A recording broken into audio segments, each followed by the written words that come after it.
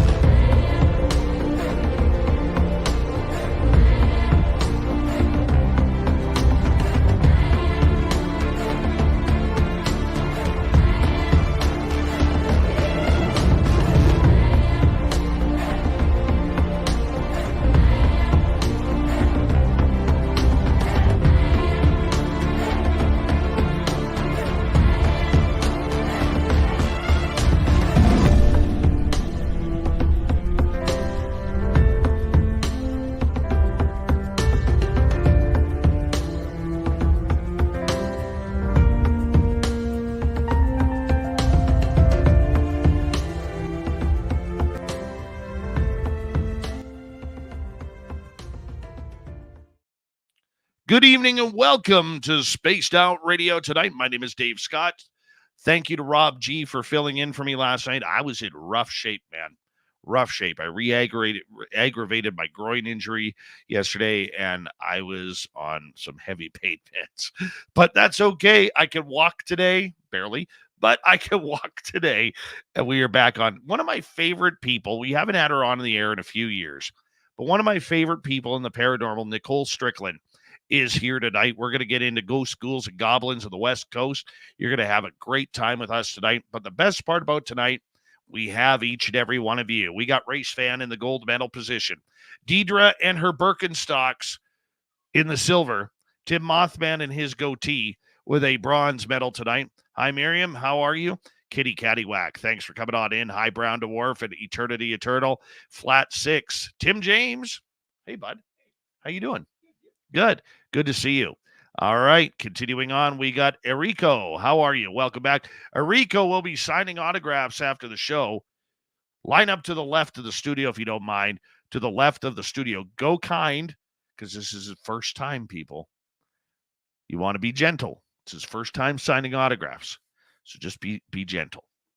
Karen in the Woo Train, Pony Pong, Dragonfly. How you doing? Pam Harris. Nice to see you.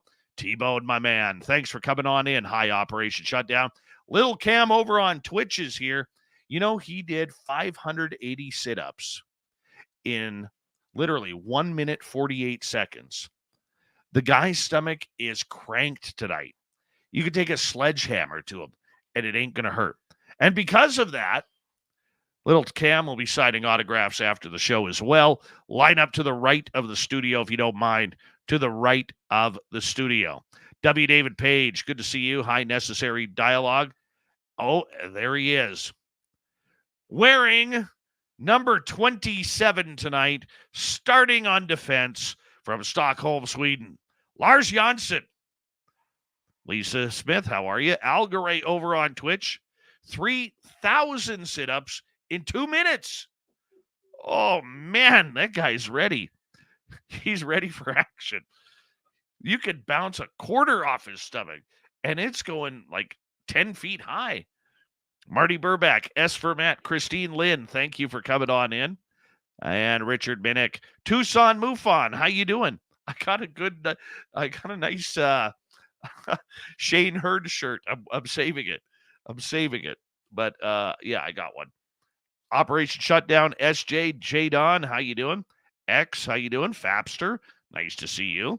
So we continue on with roll call. Captain K-Rod. Richard Minnick, thank you for kicking off the Super Chat tonight.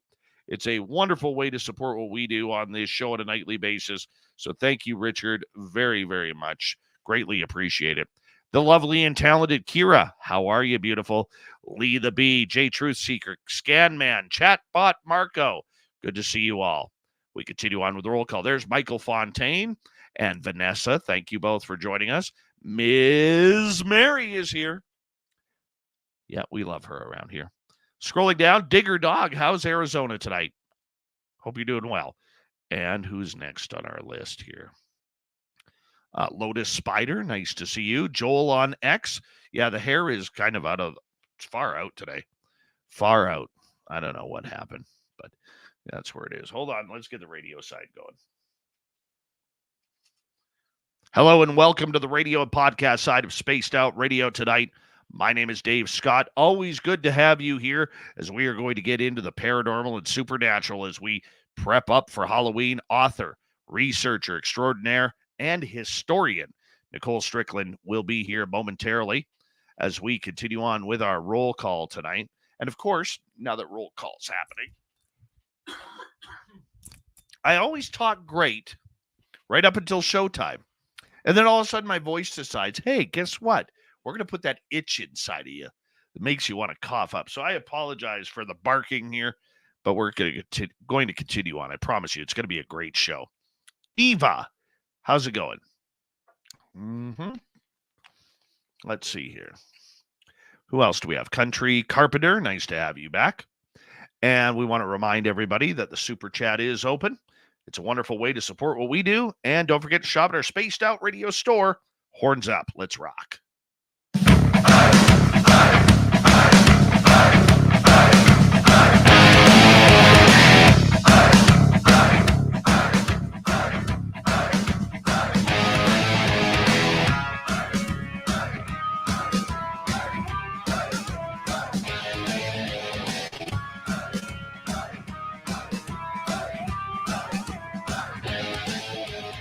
The mountains of central British Columbia to you listening around the world.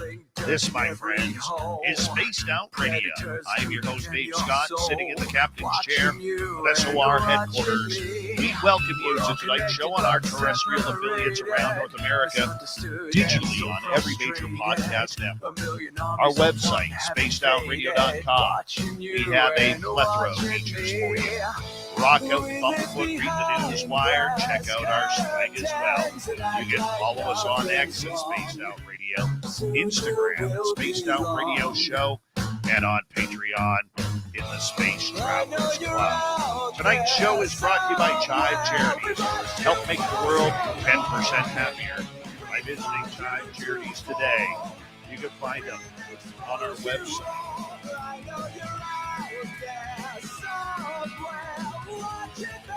Power show of Paranormal tonight as we have author and researcher Nicole Strickland on from San Diego, the home of Ron Burgundy. Oh, yes. I love that movie. Oh, my God. Anchorman. Still one of the greatest movies ever, in my opinion. San Diego. Oh, I'm not even going to say the next line. Not even going to say the next line. Then in hour number 3, Swamp Dweller kicks things off with a spooky story. Follow that up by Tim James is here. So we're going to have the UFO report. Nicole Strickland is a resident of San Diego, California, and she is an author who has been fascinated with history and the paranormal ever since childhood. She is the founder and director of the well-respected San Diego Paranormal Research Society. She has been featured in countless radio, print, television, and film outlets for her work, both as a historian and the paranormal researcher. In addition to being an author, she is one of the greatest speakers on the ghosts of the Queen Mary and other hauntings that go along with that. You can find her books on Amazon. We're proud to have Nicole here. Nicole Strickland, been way too long since you've been on Spaced Out Radio. How are you, my friend? What's new? Hello. Thank you for having me tonight. Hello, everyone in chat. Good to see you all. I'm doing fantabulous tonight. I made that word up just now. And it is great to be back on your show. So thank you. You know what? I'm blaming Facebook and Mark Zuckerberg for this because I have always been a giant fan of yours. You know that. I mean, my gosh. Are you kidding? Oh. Yes, that's a true statement because but you know these stupid algorithms on Facebook where you only get to see 7% or 8% of the people you're friends with. Oh, I know. Disappeared off my Facebook for like That's funny. That's so weird how it all works out. I don't know about that. We need to fix that problem here. And then all of a sudden, out of the blue, I see posts from you, and I'm like, I gotta get Right? Nicole back on. Where has she been? I It know, drives right? Well, I just have to say, I am so proud of all the work that you're doing at Spaced Out Radio. You're one of my favorite hosts, seriously. And it's, you know, what's weird? It was about a couple weeks ago, and you popped in my mind, and I said, I wonder how he's doing. I haven't talked to him in a while, and here we are. So synchronous. That's what there it it is. is. That's it. That's it. How's the ghosts around you been? How have the ghosts around me been? Oh boy. Well, I actually just got back from the Queen Mary. So, the Queen Mary turned 90 on, September 26th. So, as we know, she was launched in 34. So, she celebrated her 90th birthday. So, I was there for a few days, had a lot of Nice. fun. Didn't really do a lot of paranormal investigating, but as you know, I had some experiences on board like I always do. So, it is my second home for those that don't know me.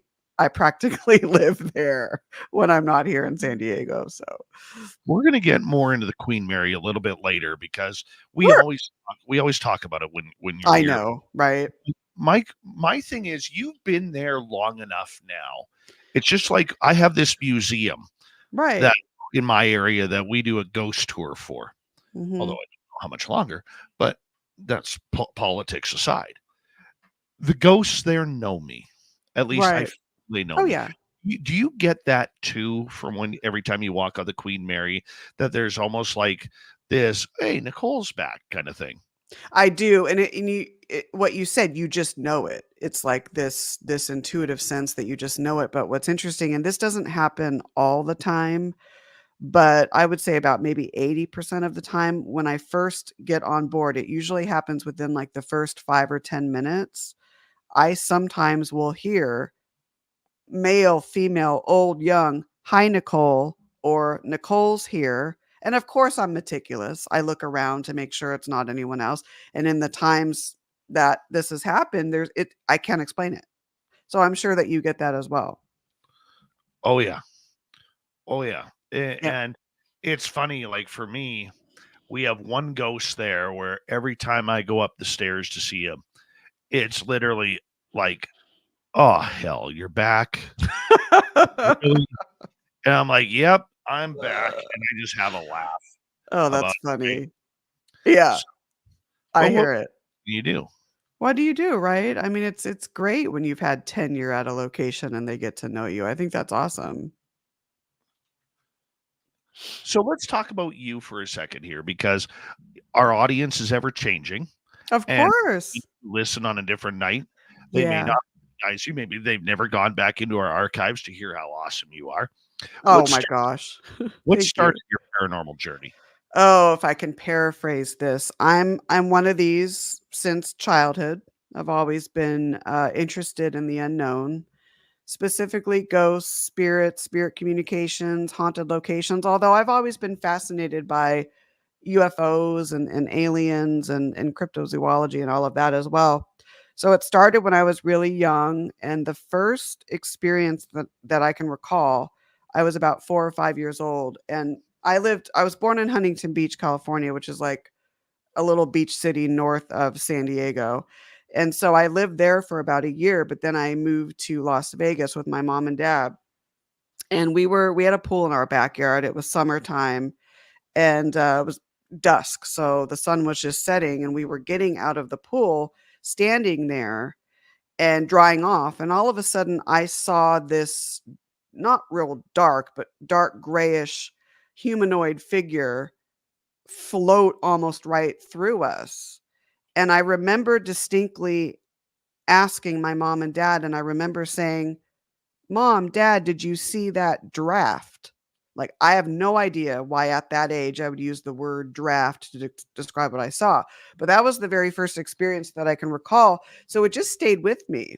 And then, of course, I would read and watch anything I could on the paranormal, and then, my senior year at the University of Arizona, I talked with my maternal grandmother, Helen Lopinto, the night before she passed, had a good conversation with her. And then the next morning, of course, her daughter called me, and I knew by the tone of her voice that something was wrong. And she said, I love you so much, Nicole, but grandma passed away this morning. So I was devastated. Of course, I was very close to my grandma. Got on a plane as soon as I could, left Tucson, Arizona, went to San Diego and spent some time with the family. And then when I got back to Tucson, I started having experiences in my apartment that I didn't have prior. So I thought at first, okay, I'm upstairs, it's my neighbors, it's ambient noise. I chalked it up to nothing. And these were, it started where specifically the front door of my apartment and then my bedroom door would rattle as if someone was opening the door. What's interesting is my grandmother did used to go around the house at night checking all the doors to make sure they were locked. Even with that, I wasn't so convinced. Then a few nights later, I was sitting on my bed and all of a sudden I didn't see anything, but I felt a hand touch my face and it was a very comforting feeling. So that's when I started to connect the dots and ask myself, could this be Helen communicating with me or am I projecting this somehow? A few nights later, again on my bed, I think I was like writing a paper or something, when all of a sudden left peripheral vision. I looked up over where my closet was. There stood my grandmother, solid form, not translucent. It looked as though a light was shining against her back. She looked about 10 years younger, very healthy. She didn't say anything. And then I saw her basically demanifest right before my eyes. So that was extremely profound. Again, I thought, am I projecting this? Is this some sort of like a grief hallucination? But I was the only family member that had any sort of experience because I asked around. So I would like to think that she visited me. I think she knew before I did that I was in a way destined to be in this field just because I have a lot of passion for it. And so that's what kicked it off for me. And the rest is history. So here we are. Did you ever think that looking back at that child who had that experience, that you would be now living a life where the paranormal is such a massive part of what you do and who you are? I don't think so. And I've thought about this very thing and I've reflected on it a lot, and never at that young age would I imagine even writing books or investigating the paranormal. But it played out like it was supposed to, and it's I don't want to say destiny, but it worked out, and that's how it is. But it's something that I do reflect on, and it's now that it is a big part of my life, it's really helped to educate myself on who I am and really helped me be a better person, if that makes sense. Just being in tune with spiritual energies and getting to know more about our universe and whatnot. So it's been really a good journey. Why do you love this field so much? What makes it passionate for you? My soul, I would say, probably knows this more than it's one of those things that I think is hard to put into words per se. I've always thought, even as a young child, that there's something greater out there. There's something more than just what we are seeing in the physical world or what we're hearing and sensing in the physical world. There's so much more out there to know. And I think that is a driving force behind what I do, but also knowing that when we do lose our loved ones, family, friends, animals, that yes, physically they're not there, but the bond, that energetic bond that we have, that never goes away. So physical death can't destroy that eternal bond that we have. And I think those two aspects really drive me in the field. So What do you think these spirits are? Are they dead humans? Are they something else? Are we looking into a different timeline where everything is what it is normally for them, and maybe we're just having a glance into the past or somewhere else? that's interesting you bring up time. This is just a personal opinion. I don't think time's linear. I often wonder if time itself, past, present, future, is somehow infused. And when you're talking about spiritual beings or beings in general, I often wonder if there's some sort of matrix and it's all connected. So when you think about the human body, and there's all these nerve synapses and they're firing and connecting to one another. Is that how it is between different energies, whether it's human energies, animal spirits, crypto beings, interdimensional beings, what have you? So I often think about that, but is it something that we're really meant to know as mortals? I don't know. It's hard to really try to answer that. I mean, just personal thing here. I often wonder if, as mortal beings, are we only given glimpses of what awaits us? Are we only given glimpses of what is out there, not just in our universe, but in the metaverse? But yet we're not really supposed to understand it yet in this life. I don't know. I often think outside the box, and I think that that's important for paranormal researchers, to not stay stuck within the four corners. We need to be out there trying to test new theories and develop new insights and think, critically think about things. So, what are your thoughts? I'd like to hear your thoughts on that, and I even other always, people's. I always thought it was dead people. I really did. Yeah, right. Okay. Until one night in 2018, I was taking a group of people on an investigation of the original Gold Rush Trail. Wow. And Wow. that night, we we were looking for spirits, and there's 9 of us. Now, Mhm. I don't play this, "What kind of gear do you use?" Oh, Yeah. I don't play that crap, okay? Yes, yes, I yeah, have gear that works for me, and yeah. I have gear that doesn't work for me. Oh, I And agree, I agree. so 9 of us had K2 meters. Mhm. We're not around anything electrical. We're on an abandoned trail or a hiking trail, and all of a sudden, all 9 K2 meters go right to red. Oh, that's amazing. So Wow. through the yes no questions, Right. we find out that it's a Chinese couple heading up to a small Chinese community in Barkerville, British Columbia. They're on the Gold Rush Trail, um, and they are going to the Chinese community to help find more gold. Okay, great. Wow. So after about 10-15 minutes, we say goodnight to them, and yet the meters keep going off. And we're like, we said goodnight to you. What's going on? And then all of a sudden, the light bulb went on. These people are on the Gold Rush Trail, which means they have horses and a carriage. Okay. Right. Ooh, I get goosebumps. I started walking down the trail from the group, and my K2 meter is still going off until I got to what I believe is the end of the carriage, and then it went off. And then I came back, and the K2 is on. And I said, guys, we have to move out of the way and allow them to continue. So I said to them before we let them go, I said, are you looking? It's nighttime. Are you looking for a place to stay? And the light, I said, if yes, light all the meters up to red. So we got a red. And I know a mutual friend of ours on social media, and I met him in person, a little Ronnie Moniak. We call him the Ukrainian watermelon around here. Okay, I know he's listening. So hello, watermelon. Hope you're doing good. He was actually in that group when this was happening, and what we noticed was when we parted the way, or I said to them, I said, "There's a post house about a mile away. You Mhm. can get some sleep. You could feed your horses there. It's about a mile away. They'll take you.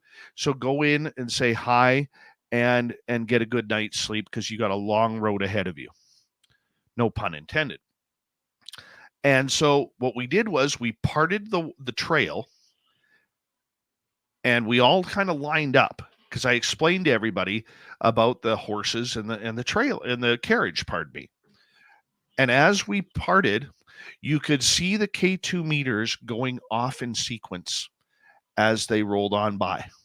This is a phenomenal story Mhm. here. I mean, with K2s even too, Yeah. because a lot of people, a lot of people don't trust the K2s and all. I don't get into all that because I'm like you. I think certain equipment works better in certain locations, and even certain energies may be drawn to certain types of equipment more than others. So you don't want to just necessarily Right. get stuck in the same rut. But this is and hearing you tell this story, it's very humanistic, right? And so when I'm out in the paranormal and I'm out doing research, it's not just about necessarily capturing this or capturing that. I'm now like, okay, what it's about the connections we can make. So hearing you tell this story, it's as if this was being played out in real time. Really it was, but as if they were like living and just respecting them.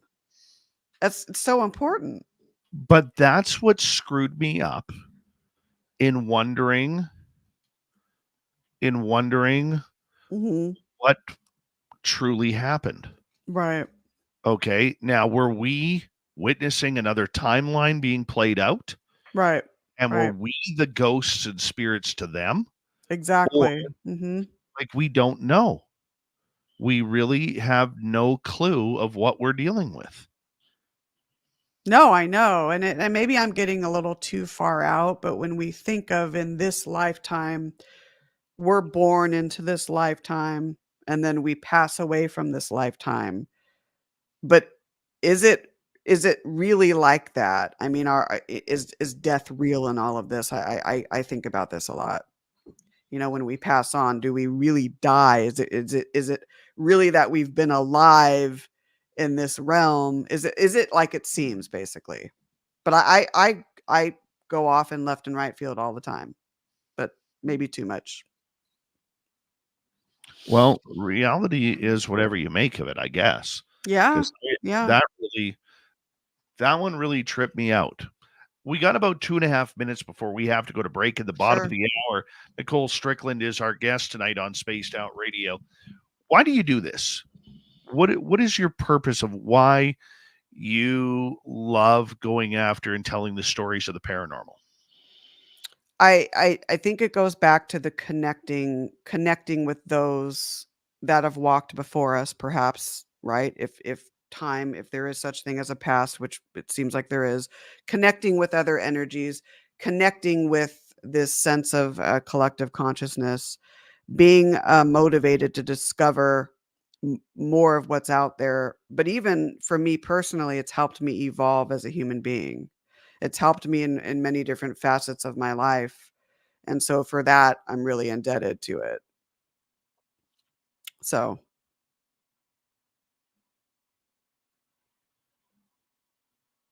I didn't hear you. How do you though stay away from the fray? How do you stay focused when there's so many different energies pulling you in different directions? I that's a good question. I try to stay in my lane. I try to I think authenticity is very important. So I try to stay true to myself and what I believe and what I want to accomplish. And that's very helpful. And just in terms of energy, I try my best to not take on other energies, if that makes sense. So I'm much better at grounding and centering myself as I was, 20 some odd years ago, but staying true to my objectives and my passions and what I'm geared to do. That's how I would answer that. Do you think you'll ever solve the mystery? I Will we ever? I mean, is it something it goes back to, is it something that are we supposed to understand the intricacies of the metaverse? Are we supposed to completely? I don't know. Um, and I don't think it's gonna be any one person that answers it. I think it would be more of a collective effort when we do get there. I would like to think that. I think there's a long way before we solve a mystery that big. Oh, yeah. And If at all. it's not going to come from SLS cameras. Nope. It's not going to come from Mm-mm. Estes method. It's not going to come from K2 meters or voice recorders or anything along those lines. No, it's It's going not. to come from something scientific and some sort of scientific breakthrough. Right. Well, Strickland is our guest tonight on Spaced Out Radio. She's an incredible paranormal author. When we return, we will get into some of her favorite ghost stories and haunts on Spaced Out Radio. It's a paranormal night tonight. Why not warm up for Halloween in just 29 days with a few spooky stories? We'll be right back, everybody.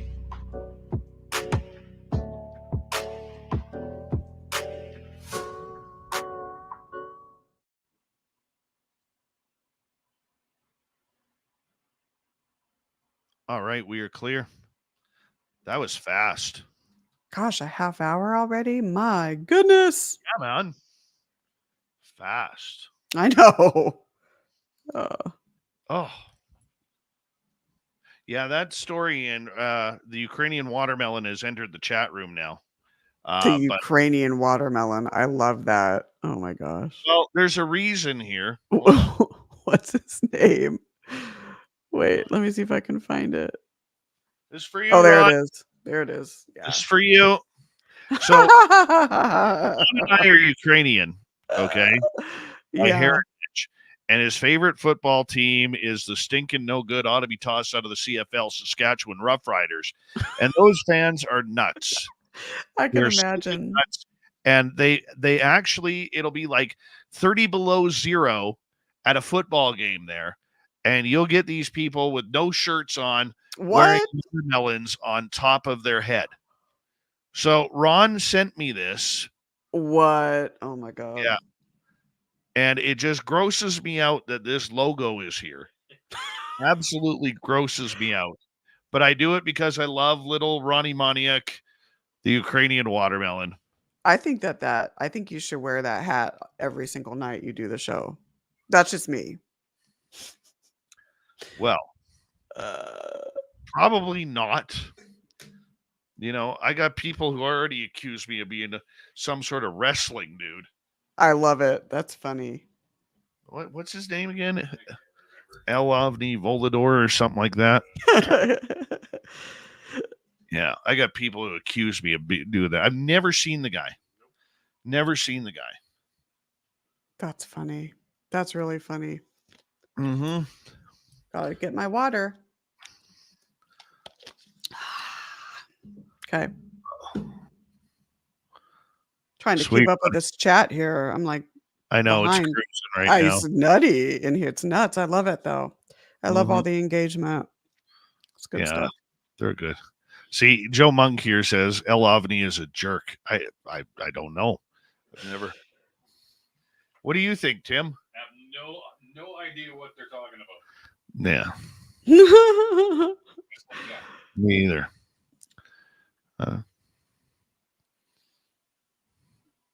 Yeah, I wouldn't know either. I'm in the dark on that. There's people who believe that I put on a wrestling mask and then start to, change my name and start being really rude and crass. That is so not true. No, of course it's not. Never happened. No, I am a consummate professional. Thank you. Yes, you are. I don't fall for that type of potty humor. There's a question in the chat that says, how often does Nicole come to Tucson? Well, I lived there 4 years, so I can talk about that. Mm-hmm. So I've lived there 4 years. Now you're in San Diego. So I'm in San Diego or San Diego, like Sandyeggo. Yes, an airport actually spelled it like that once. It was Tucson that did that. I can share that. Exactly. Nobody knows the meaning. I think it's Saint Diego. No. It's San Diego. You know it is. Just kidding. San Diego. San Diego. Okay. Just checking here.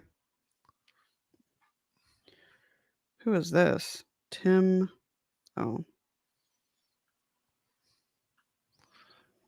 We got about a minute and a half here. Sounds good. Sounds like a plan. I'm having fun. That was a Good. quick half hour. Holy Dude, moly. flying on by. Flying on by. I appreciate your very thoughtful, out of the box questions. I get so sick and tired of the same old. What kind of gear do you use? Yes, exactly. We're done with that. Yeah. I know that feeling. Yep. I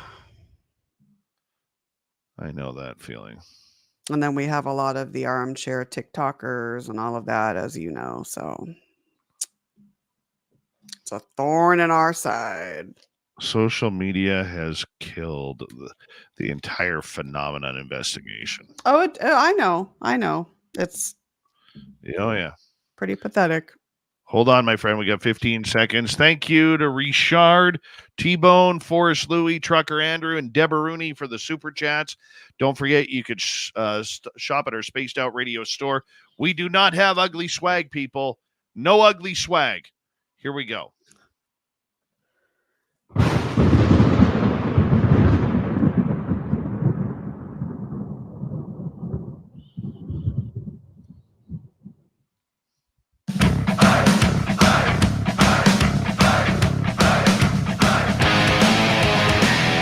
Second half hour of Spaced Out Radio is now underway. Thank you for joining us tonight as we get all into the ghost, ghouls, and goblins of Sundia. Yes. Nicole Strickland is our guest tonight on the show. We'll bring her back momentarily.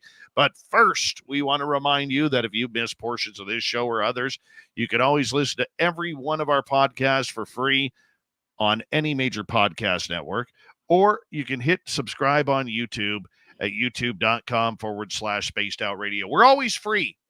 Always free. Why are we free? Because I remember being a college student who couldn't afford a membership to a certain nighttime show that Art Bell hosted. And I always missed the segments that I wanted to hear, and I could never afford at that time to go back and listen to them. So I said, if I ever do a show like this, my archives are going to be free. So that's why we do it all for free for you. And what else is free in this world? The only payment you make, literally, is by hitting subscribe, follow, and give a good review. I think that's a fair trade. Our website, spacedoutradio.com, we have a plethora of features for you. Rock out to Bumblefoot, read the news wire, check out our swag as well. Follow us on X at Spaced Out Radio, Instagram at Spaced Out Radio Show, and on Patreon in the Space Travelers Club.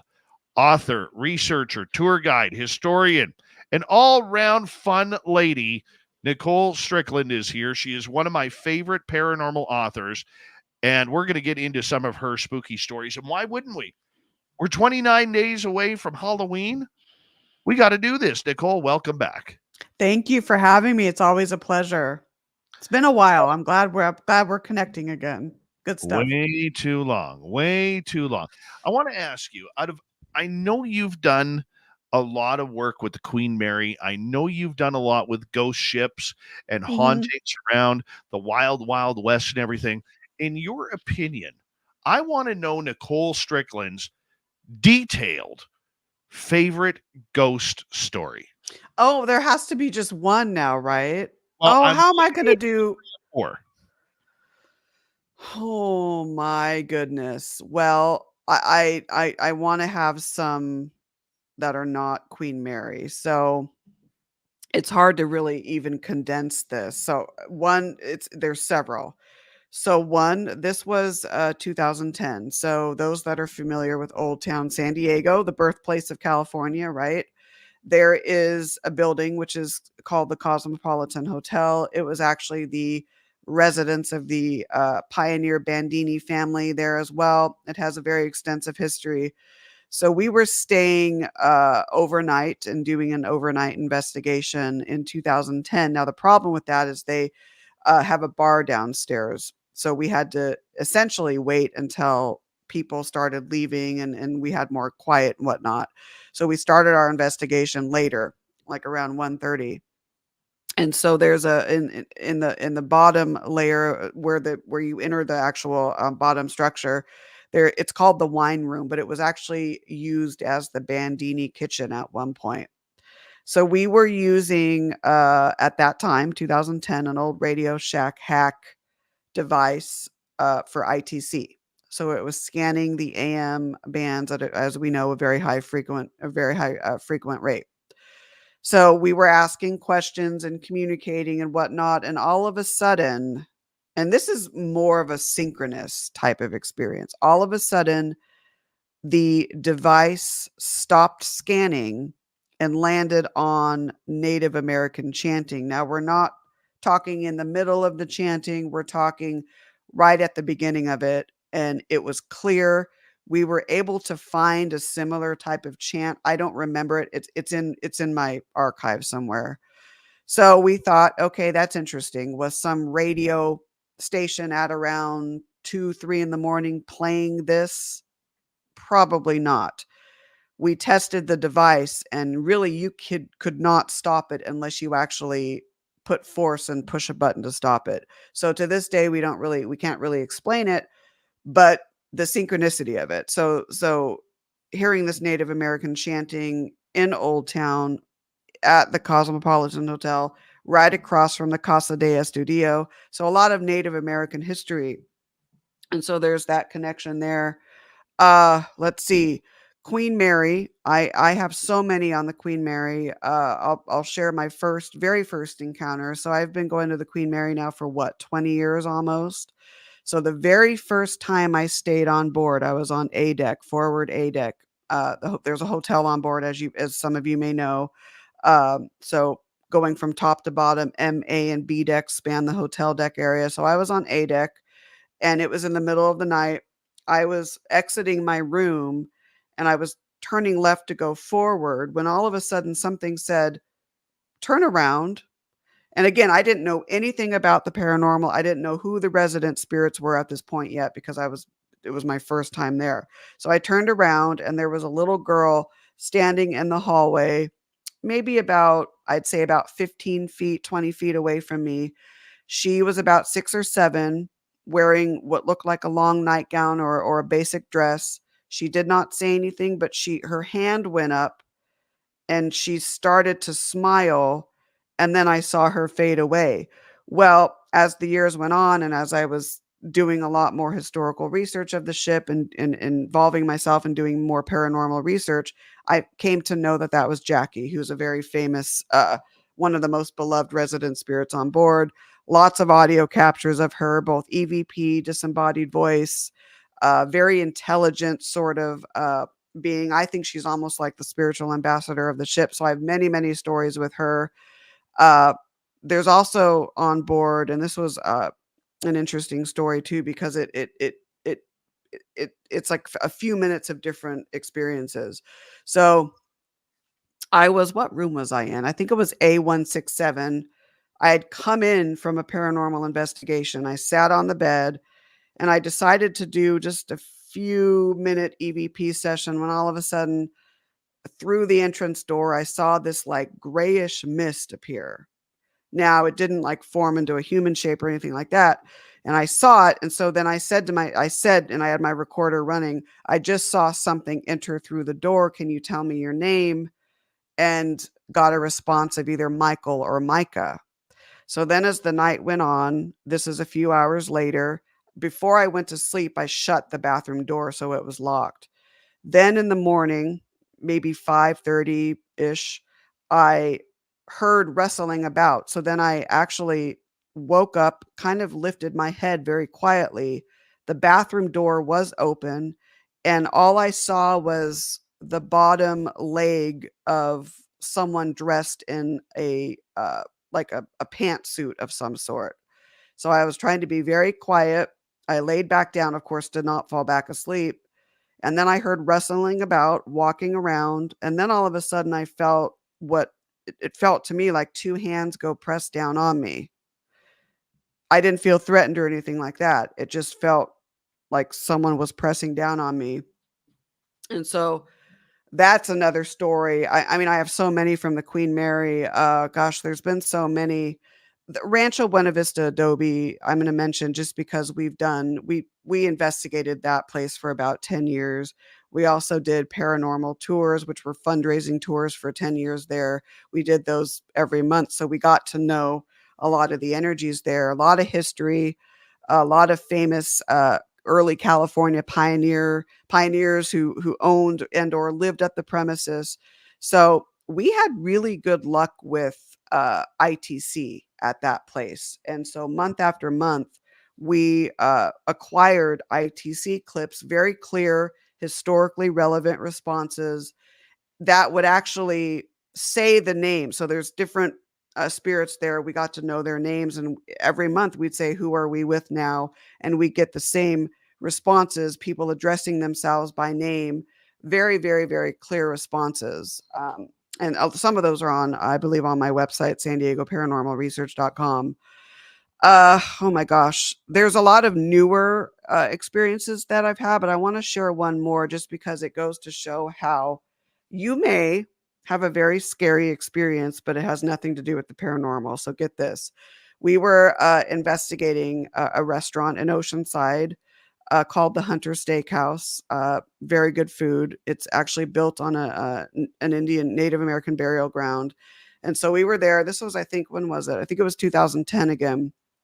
And so we were investigating about an hour into it, 6 of us, 3 upstairs, 3 downstairs. I was downstairs in the bar area, and we had two-way radios, and all of a sudden, one of the teammates radioed in and said, "Stay where you are. This place has just been robbed."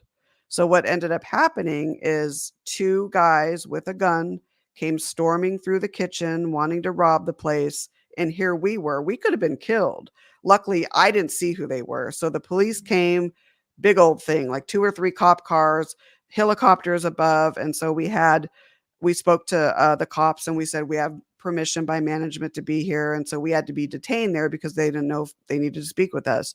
So it was a pretty scary night. That place, in terms of paranormal, I think a lot of what's going on there is just wiring issues, EMF issues, but people do report seeing apparitions and things like that, silverware like dropping off the table, glasses on the bar just falling for no reason, things like that. But it's because I've had so many, it's hard to remember all of them. It's crazy. San Diego is obviously, the start of the West Coast. Mhm. It Mhm. really is. I think that's a fair statement Right. in regards to that. How haunted is San Diego? I've heard, and I would contend with this, that it's one of the most haunted cities in the United States, and I would agree, just because it's the birthplace of California. There's different layers of history here. Spanish explorers, you have the Native American influence, you have the Mexican Rancho period, you have the start of Old Town, which is the birthplace of California, moving into Newtown, which is more downtown San Diego. So there's all these different layers of history here. But you also have to look at the environment. You have the Pacific Ocean, you have water to the west, you have mountains to the east, you have geological influences, and just it being such a popular tourist destination as well. But just with all the rich history that we have here in so many locations, they're not real too far from each other. So, for example, in Old Town, you have all these buildings, and a lot of them are said to be paranormally active or be haunted or are haunted. So I think there's um, kind of a swirl of energy going from one location to the next. Similar to the Maritime Museum of San Diego, you have the Berkeley ferry boat and the Star of India and other vessels. So San Diego's a large city, but when you think of all these locations that are known historically haunted locations, many of them are not too far from one another. So I think you have all of those influences.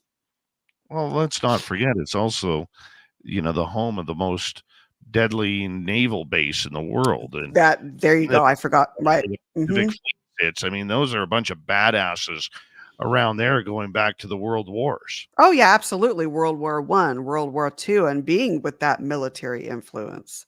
this, I think, is a prime reason as to why there's a lot of UFO sightings over our city. A lot. I've seen them myself, even over my house.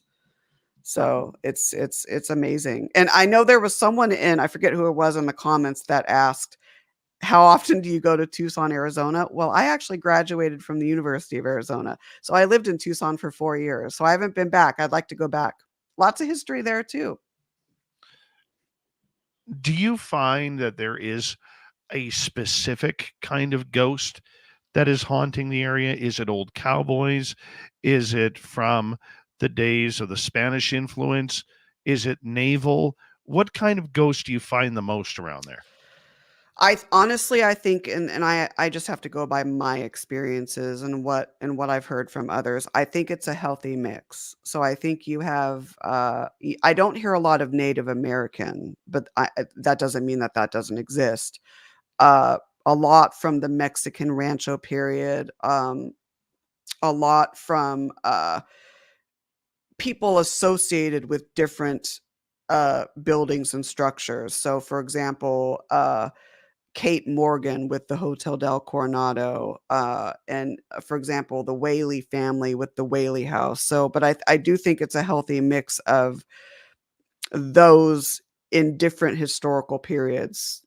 But I don't hear a lot of Native American, but that doesn't mean, because it could very well be that someone has an experience, but and maybe they are communicating with someone from, thousands of years ago. Native American energy, it's hard to know. But I would say too, it's interesting with military because I live in Tirisana.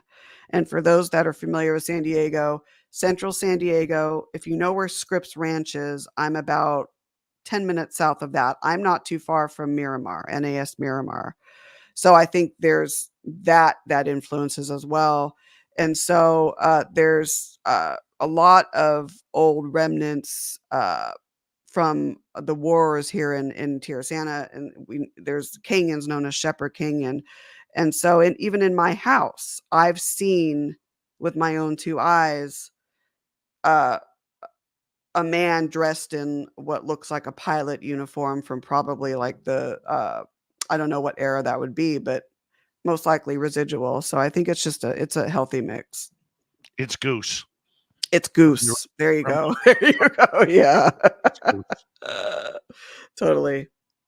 Oh, man. I love that movie. Oh, me too. Man, that and The Shining. I was talking. That's a whole different ball game, but I was thinking about The Shining earlier. I was like, gosh, I have to watch that movie again. How do you know if a location is haunted? What has Oh. won that over for you? Oh my goodness. And this is just my opinion. Let me When let I'm me cut you off there for a second because I want to expand on that. sure. Because you get people out there where everything is haunted. Oh, Then yeah. you get the skeptics out there who are Yep. like, "That's a bear that blows, its fur moves and its head moves because it's near a ventilation system." You got the skeptics out there who have to break everything down. So for you, what do you look for in a haunting? Well, I think that places can have paranormal activity, but that doesn't mean that they're haunted. For me, there has to be consistency in the amount of paranormal not necessarily the amount, but what's out of the paranormal activity that's occurring. There has to be consistency there, but the activity that is occurring there has to be some sort of historical connection or some connection to that property. So that's for me how I would classify a haunting. But then again, if I want to step outside the box, do we really know exactly how to classify a haunting? Because you can have different types of hauntings. You can have 10 different places that all have different types of experiences. But like I said, to explain that, I would say that there has to be consistency, not so random, similar claims and similar reports by people going in on different times and different days, and what is there, whether it's apparitional sightings or disembodied vocalizations, whatever it is, there has to be some sort of uh, connection to the history or what that property is all about. For you, are there certain types of situations you will not investigate? Is it about, are you more into the history? Some people like, the childhood homes of serial killers. Some people love the place where there's been mass death. What Right. what makes what draws you to a location? So I prefer to research and investigate historical locations. Just it's more of a preference. When I first started, I used to really enjoy private residence cases, and don't get me wrong, I still enjoy those, but I'm extremely picky with the ones I take on because it's not just about going into that home or apartment or whatever it is and starting an investigation. You have a lot more to contend with. You have family dynamics that you have to get through. You have potential family drama. You may have homeowners may have mental issues or drug issues or whatnot. So there's a lot more that you have to sift through before you even get to the actual paranormal side of the location. And nowadays, too, I would say in the last 6 or 7 years, I get more requests from private residence cases that automatically believe that what they have is a demon, it's evil, and no matter what you say to them, that's not going to change their opinion. Another aspect too is if and it's not to say that I won't investigate a home or a private residence that's been investigated by previous teams, but it's not my preference just because a lot of times if you're a homeowner and you have activity in your house, you may ask a team to come in. You may not be satisfied with that team, or even if you are, maybe you want more information, so you may ask a different team. So I don't want to undo damage or undo a bunch of a mess that has potentially been started by teams that have gone in and teams that really don't know what they're doing. So there's that. Let's see, cemeteries. I've done it in the past. It's just a personal preference. I will walk through them. I've always loved cemeteries, but it's just for me personally, I don't like necessarily investigating those. I think it's a resting spot for people. Even places that have seen a lot of mass death, like plane crash sites, it's iffy. I think if you're going to do that, you need to just be completely respectful of the environment. I've investigated former asylums and sanitariums, but it depends. Asylums, not so much, just because of all the energy, but not to say I will do it. I've been to those, but I'm trying to think what else. That pretty much wraps it, I think, for me. What about you? I have really moved away from the paranormal side of things. I think there's too many paranormal investigators out there Yeah, who yeah, are doing it because it's a fun hobby, right. not really trying to help people or help situations. Exactly, And exactly, and my exactly. my thing here's my thing that I'm doing now with my own friends. I don't really call them a team because, well, we're not really a team. I really like going out and trying to figure out why the phenomenon happens overall. Right. We have an area where we have had Sasquatch encounters, we've Mhm, had UFO encounters, we've had paranormal encounters. mhm. Why are they all happening in the same spot? That's what I want to know. That's what really intrigues me, is how the phenomenon is tied together. It isn't about, playing ghosty ghost with the tavern's local legend that, from a regular that was, went to that bar every night for 42 years. Right. That isn't it for me anymore. You know, it really I'm is more yeah, the I'm with you on that because I would say in the last 7 or 8 years, I haven't really done a lot of investigating anymore, and part of it is for that reason because I'm sick of the sensationalism. I'm sick of it. In order for this field to advance as it should, you cannot have a mix of thrill seekers Mhm. and paranormal researchers. If you're a thrill seeker, do not call yourself a paranormal investigator or researcher. Two separate things, two separate psychological um, viewpoints It's on that. the thrill seekers that seem to get all the hype of the television shows. Well, that and then the armchair. No offense on social media, but it's tainted the way things are done. It's tainted how it should be done. Armchair go. I don't even like that word, ghost hunting. But and then in terms of investigating locations, I'm of the belief that there is such a thing as over investigating a site. Agreed. Hold that Over just, I Let's mean, let's get to that when we come back from the sure. break. 'Cause I think that's something we got to go in depth. Yeah. Author, historian, researcher Nicole Strickland is here on Spaced Out Radio. You can find her books on Amazon. Hour 2 is next, everybody. This is Spaced Out Radio with host Dave Scott.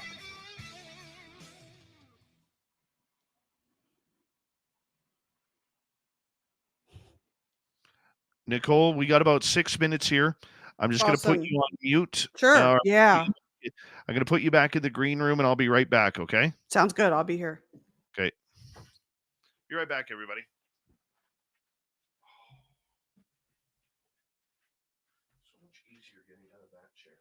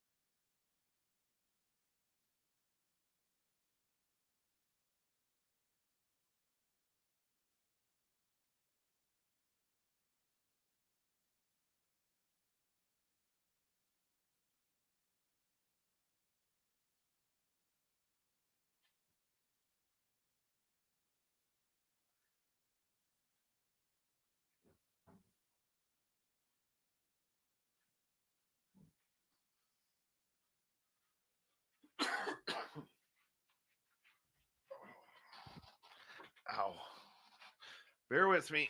Gotta get comfy again. Oh, there we go. Let's bring Nicole back on. Hi, Nicole. Hello. Hello. Hello. Oh. Gotta love pain meds, right? Oh, yeah. Aren't they lovely? You know what? I'm on a leave, so Oh, that's not bad. yeah. I don't know. I've taken a leave a couple times and it makes me feel weird. I don't know. I can't describe it. It's just weird. It's like an anxious feeling. I was about a week and a half ago, I was really sick. Oh, no. After the show one night, I took a NyQuil. Ooh. I woke up in the morning and I was still stoned. Yes, I know, right? 10:30, 11 o'clock the next morning before I finally started feeling well. Here we go, everybody. Yeah.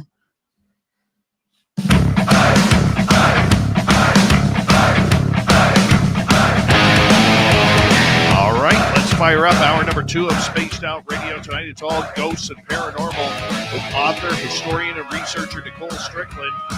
Oh, I love her books. You got to make sure you go to Amazon and pick them on up. We want to say hello to everyone listening in on our terrestrial affiliates around North America, digitally on every major podcast network. Our website, spacedoutradio.com, we have a plethora of features for you. Rock out to Bumblefoot, read the news wire, check out our swag as well. Follow us on X at Spaced Out Radio, Instagram at Spaced Out Radio Show, and on Patreon in the Space Travelers Club. The Desert Clam has set the password for tonight in the SOR Space Travelers Club. Hauntings. Hauntings is your password. Use it wisely, Space Travelers, as the Clam sets the password each and every night right here on Spaced Out Radio. Let's continue on with author, researcher Nicole Strickland. She is here hanging out with us, telling us all about her spooky hauntings that she has gone through. You can find all of her books on Amazon, which I highly recommend for your paranormal collection because, let's face it, people, books are still a good thing. We need more books in less television, less iPads, less kudos or whatever the hell those things are called, okay, that you read a book on or a digital book. I don't like those. You know, Nicole, I got to say, there is nothing better, no better feeling, at least it's in my top 10 of opening a brand new book. Oh, absolutely. I don't like the digital nooks either. I'm all about smelling it and holding it. I am with you on that. There, you know, and one of the things people forgot in this digital world, and you know, back in my day, no, it isn't that at all. But when you get into a good book, Mm-hmm. and all of a sudden you're not reading it, the words are projecting a movie. That's exactly it. Yes. That is a wonderful feeling. Oh, I know. And you get lost for hours. I love that. Yeah. Next thing you know, it's 4 o'clock in the morning. You're upset that you have to put the book down. Mm-hmm. I remember my favorite story with that, just a little bit off topic here. My favorite story with that is a Tom Clancy book. Oh, yes. And what's really weird is in this book, it was I think it's called Dead or Alive. Mm-hmm. It was like his version of Osama bin Laden. And in that book, one section, they talk about how this one terrorist flies a bomb and smuggles a bomb into Vancouver. And then they start describing the highway system that the guy used and the hotel that he stayed at. And I'm like, I know exactly where that hotel is. So you can I've picture driven it. by that hotel dozens of times. And Yeah. then they start talking about how he moves down the highway to 264th Street and turns south towards the Canada-US border, but then turns right in his Isuzu Trooper or whatever he's in. And and turns on Zero Avenue and then finds a yard that doesn't have a fence or a ditch that crosses into the U.S. border. And then he puts his vehicle in 4x4, goes in, and it's like 2:30 in the morning, and I'm pulling my hair out because I know exactly where this guy is. And I'm like freaking out. And I'm like this book got me. Yeah. The last one I read was Dan Brown's Deception Point. Oh my goodness. I was like you, like 2, 3 in the morning. What's going to happen? It was great. I got to the point when I was reading a lot of books that I would ask for I'm a big Jack Ryan, Tom Clancy fan. And I would ask for a book for Christmas. And it got to the point where I was reading like a 500-600 page book in like 5 days. Yeah. Oh, yeah. Yeah. And then I would be so depressed afterwards that I now have to wait another 360 days before I get my next one. You got to change that. Don't wait that long. Don't wait. I know. I'm very finicky with what I read, though. I know I'm the same way, but it's you describe it. It's that movie playing in your head. It's the best. Oh, yeah. Right before the break, we were getting into a hot button topic for you. I'll let you take it from here. Oh, I think, what were we talking about? Over investigating a location. Yes. Boy, I can talk about this. I really can talk about this. And I have to be careful because I don't want to sound like I'm pompous or that I'm being overly critical, but I do think that there is such a thing as over investigating. And let's just off the top of my head take Waverly Hills, for example, right? A place that has seen so many teams over so many years. And I'd like to know, before teams went in there, what the activity was like. And I term this authentic paranormal phenomena. Now, after all these years, after all these teams with different methodologies and different personalities, maybe different ways of doing things going in, now you have to sift through what's authentically there and not influenced by the living, versus now going in and sifting through what people have caused, the bias, the power of suggestions, and all of that. Tulpas, all of that mixed in. So, and I just think too, over investigating a location. I mean, how productive is it, or even how respectful is it, to go to certain sites and just do the same thing over and over, repetitive, same questions asked, same equipment? I mean, there has to be, and I'm just of the point now where I just don't want to do that. I just don't want to do it. We're kind of like that at our museum too. We have a potential tulpa there. Yeah. I'm not sure if it's a spirit or a tulpa. And I actually got chastised by the museum president on our last ghost tour there because I said that this ghost may not be real. And it's a tourism point. It's this lady named Agnes McVie. We know Agnes McVie came over from Scotland. There's record of her in the British Columbia capital at that time, New Westminster. It's going back to about the 1850s, 1860s. We know that there's record of her a few hours south of us in this city of Kamloops. We do not know if she ever was up here. Now, the legend states that she ran a post house, or what today is known as a hostel, on the Gold Rush Trail during the Gold Rush. And the legend has it that she murdered 60 plus men for the gold. Right. And then buried the gold all around. Now, here's the problem. When this area was developed in the 1970s, one of the developers figured in order to attract rich people from Vancouver and the surrounding area to buy their cottage house, their getaway house in our area, that they needed something spooky, some sort of legend to attract them. And so they came up with the idea of Agnes McVie. And the museum wants this story out there because it's good promotion for them. There, yeah, Yeah. yes, yep, yep, However, yep. the evidence points elsewhere that there is no recollection of her being in this area, or there's no record of it. Pardon me, not recollection, record. And yet other people have communicated with her. So is she a tulpa Right. or is she real? We don't know. And you bring up Waverly Hills.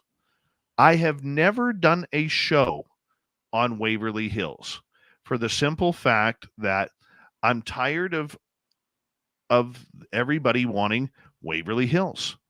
Where is the imagination? That's why I brought it up, because that's a great example. Oh, it's a perfect example. And if you watch the television shows, why every season on television shows is somebody going to Waverly Hills? There's not a single television series that doesn't go to Waverly Hills. And it's the same it's the same location, same ghosts with different people asking all the same questions. That's right. It's repetitive, and there's something on the Queen Mary too. There is a room known as B340, and there's a lot of claims, but people have to realize that back when Disney had management rights, they thought of some ideas to spook out customers. So now it is marketed as the most haunted room on the ship. There are claims with that room that aren't true. Like, for example, maids being afraid to go in the room to clean the beds at a time when the room wasn't even opened yet to the public. So yes, it's a spot on the ship, just as with any other part of the ship, you may have an experience in there. But is it the most haunted room on the ship? No, it's not, in my opinion. So it's kind of a similar sort of experience. And this goes with all these hotspot locations: Hills, Waverly Hills, Eastern State Penitentiary, and all these places that are just so overly investigated. It's just crazy.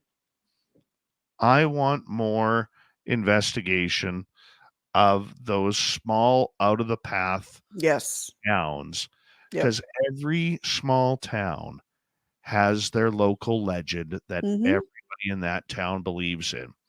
Whether it's the lady in white walking down the street because she was allegedly killed in a car accident in the 1970s, or whether it's a haunted house or a dog man, Bigfoot, alien experiences, something weird. We have Right. nobody doing that. And I you know agree what's with funny? you. Is I know people such as myself who are trying to do that, and we can't get a lick of interest from anybody. And And that's that's what the so true stories are. sad. That's so sad. And when you think about it, if you go to these places that aren't or haven't been investigated, they're off the beaten path, they're not well known, I believe you're going to uncover more authentic results at a place like that than going into Rolling Hills that's already just convoluted with so much other stuff that may not even be paranormal. When you look at locations like that, not the famous locations, the more smaller, quaint Mhm. locations, do you have a favorite encounter or story that has happened to you there that really makes you say, wow, this is amazing? Yeah, there's a few. The first one that came up, and I'll go with it. It's north of it's in San Diego. It's just North County, and it's the San Pasqual battlefield, and it's just this little space that had the most deadly battle. It's in my book. I'm forgetting what year. Um, in December, and so many men died. And it was Kearney's side and Pico's side, and so this is actually right near, just west of the San Diego Zoo and Safari Park, previously known as Wild Animal Park. So we were there, and there's a little museum there that you can go and learn about the location and learn about the history there. So we were there, and we decided to walk up the path a little bit, and it was just a few of us, and that's it. There really was no one else there but us. And I was curious. I was picking up some energy, and I said, I just want to know if I'm talking to someone on Kearney's side or someone on Pico's side. And then this was disembodied, and there would have been no one else around that heard us because it was just us. And loud, disembodied, it was a male voice that yelled, Pico, like that. And so no one else but just a few of us would have heard me ask that question. So it's little things like that. You never know. In the brightest day, in broad daylight, this happened. Right. Wow. Yeah. What is it about small towns that just seems so much more attractive to the supernatural and paranormal? They're so quaint, and they're not there's something, what's the right word to describe towns, like little towns? There, I think there's more heart to them. People know each other more. It's more authentic. It's more I keep going back to the word heart. It's more at the heart. And I think that could be a reason why. And just so much history in some of these towns that really has been uncovered, I think, a lot. There's probably, you hear the saying walls do talk, right? And I think in these smaller towns, boy, are they shouting, like, wow, there's so much there's so much I want you to know. So, but they're great. They're great. I could probably, not in a small town, but I could probably live in a, I'm a city girl, but I could live in a smaller town. I think I would like that. I was a city guy. Now Mm, I live in a town with 1,800 people. see, that's so cool. It is the greatest thing I ever did. Less Y- just yeah. And you know what? The amazing stories that you hear from people, Yeah. it's Yeah. incredible. Oh, I know. There's more connection. There's Mhm. more heartfelt connection between, it's not less ego too, I get. Like just, Oh, it's more comforting. Joe in our chat room would like to know if you've ever got to investigate the lovely, lovely tall ship, the Star of India. Yes, yes, I have, a couple times. It's been several years since I've actually, investigated. The Maritime Museum of San Diego, by the way, has one of the largest maritime libraries in the world. So they're all, different vessels there. It's if you're coming to San Diego, you definitely wanna take a day or 2 out and visit the ships. So, yes, Star of India, lots of history. It was formerly, or known as the Uterp. It was named the Star of India. It circumnavigated the globe, 21 times, all kinds of different history there. Known resident spirits. There's one by the name of John Campbell, who was a stowaway who was found, was working on the masts one day, ended up falling and breaking his legs and tragically dying. In fact, on our first investigation, again, I think this was like 2009, we were setting up in the captain's quarters. And so we were talking amongst ourselves, us investigators, but we had recorders rolling just in case. And all of a sudden, EVP, not heard at the time, there's an EVP of what sounds like a young boy saying, "Help me." So when I reviewed this, I mean, I actually got tears in my eyes. I was like, oh my gosh. So I don't know if this is John Campbell. Lots of stories. There's a story of an Asian crewman who was crushed to death tragically in the chain locker. So he was in there one day, and they were lowering the anchor, or raising the anchor, I should say. And he was screaming for his other crewmates, "I'm in here, stop, stop, stop." No one could hear him, and he passed away. A lot of people have had experiences in there. Uh, Lots of disembodied vocalizations. There's a deck called Tween Deck that's very active with shadow figures, vocalizations, voices of women and children. I mean, I mean, children died. People did die on this vessel. I mean, it has such an intense history. So different stories, but it's one of those ships that I think, is it haunted?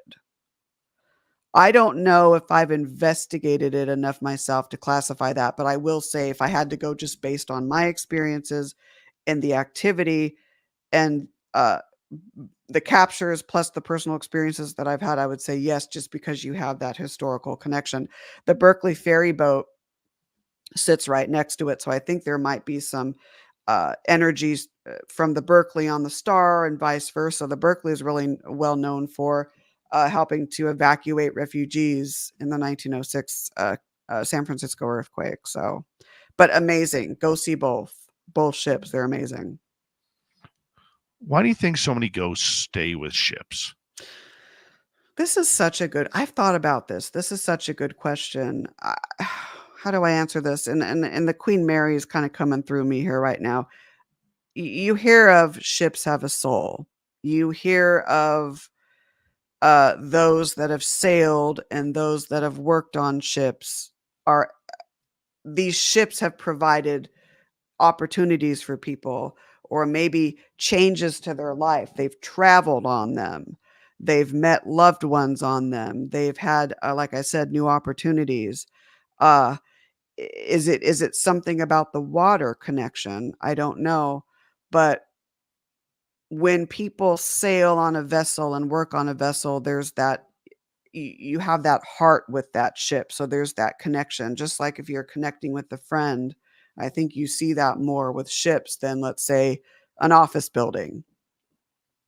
And speaking of the Queen Mary, uh, hearing former crew, such as John Treasure Jones, who was the last captain that brought the ship into Long Beach in 1967, he said, "The Queen Mary is as closest to a human being of any ship I've ever commanded." So I think there's that soul connection, that connection that we can make with these vessels. It's always been something to do with ships that their captains, they love that craft. Yes. It is their Mhm. baby. It is their Yeah. home.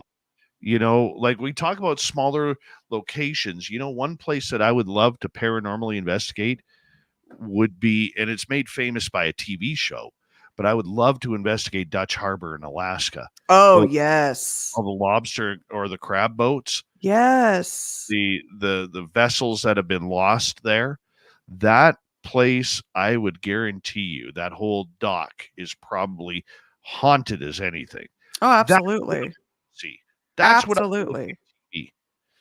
See, it's those territories that have so much history to relay, and they're screaming at people, learn about us, learn about us. And we're not doing I think a lot of these locations justice by continuing to investigate and over investigate a lot of these popular places. Someone in chat just said the Queen Mary was involved in a tragic collision. Yes, that is the HMS Curacao incident, which occurred on October 2nd, 1942.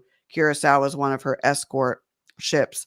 And because during the war, Hitler had a bounty on her, she had to do these zigzag motions to try to avoid these U-boats. And so sadly, the compass was off by 2 degrees. So what happened is the Queen Mary rammed in the Curacao, sliced it in half. Over 300 of its sailors passed away by drowning, uh, being burned to death, or being tragically sucked underneath the Queen Mary and dismembered by her propellers. So there Oh, is a spot on board the Queen Mary. It's under the R deck rope locker area where she sustained damage. And a lot of people, myself included, have heard what sounds like the residual cries and screams of men, which I do believe is residual. oh So wow. just thought I saw that. Just thought I'd mention it. Yeah. Well, when we return from the break here at the bottom of the hour, we're going to get into the ghost of the Queen Mary that just turned 90 years old here very recently. 90. We're going to get one of the experts. I know she hates that word, but I'm going to call her an expert. Nicole Yeah, Strickland I'm on a the student of the Queen Mary. I'm a student. Ghost Talk on Spaced Out Radio continues right after this.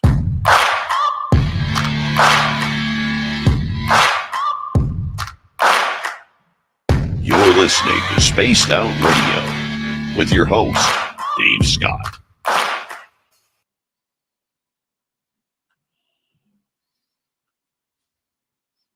All right, we are clear. Good times. This is amazing. I really enjoy talking with you. I think we share very similar viewpoints. Oh, yeah. Well, I don't think I know. It's Oh, I good. know. It's refreshing. You know what? I'm not saying that my way is the best way or anything Right. along Neither those am lines. I. Okay, but in nearly 10 years of observation and Mm-hmm.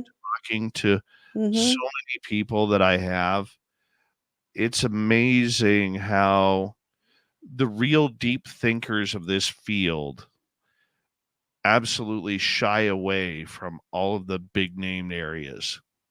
Yes. Like, I understand the Yeah. television shows, they have to go to the Borden House. They have to go to Gettysburg. They got to go to Bobby Mackey's. They got to go to Waverly Hills and Alcatraz. Give us something special. Exactly. Give us something Exactly. special. God, I know. I know. Boy, do I know. You know, It's like they're like being put on a Harbor one. pedestal, like a That paranormal pedestal. yeah, that Dutch Harbor one that just came off the top of my head. Do you know how much history is with that? And I mean, can you imagine layers of it? You literally have what 100 years minimum Yeah, ghost ships. I know. Has anybody ever been up there and said to these guys, how many ghost ships do you see?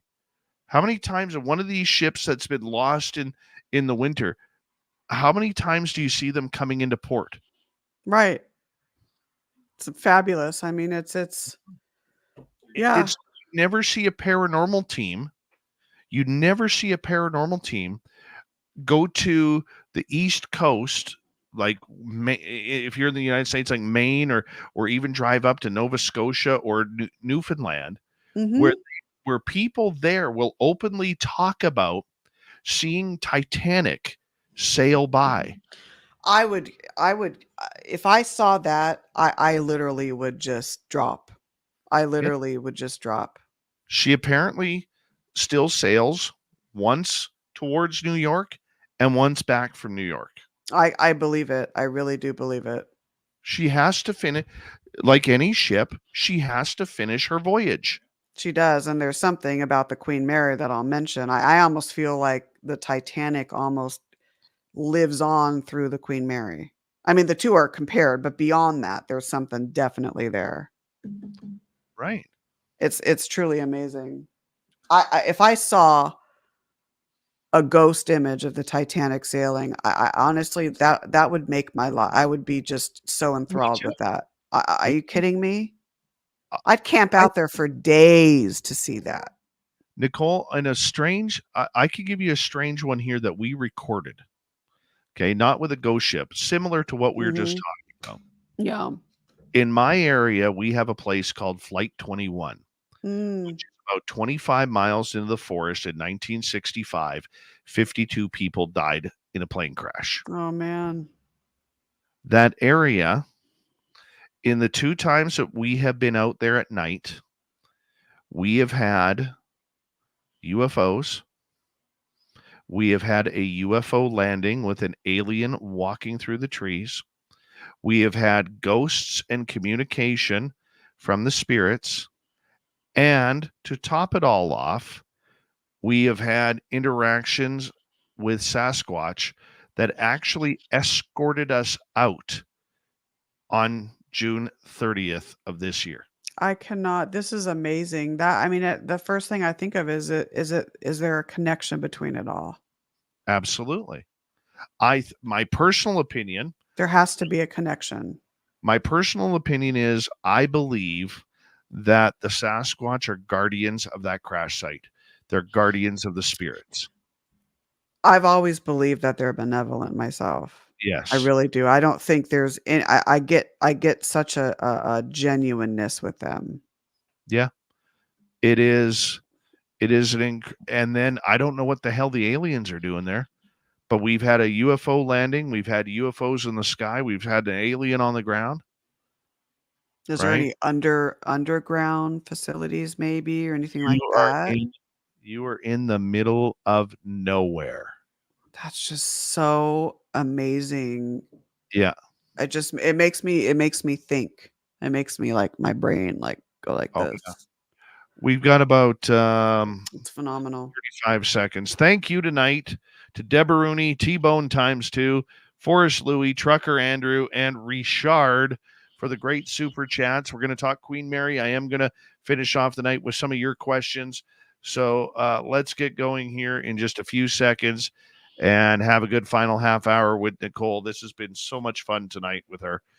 And I promise you it won't be 4 years before we bring her back. Promise you. Here we go, everybody.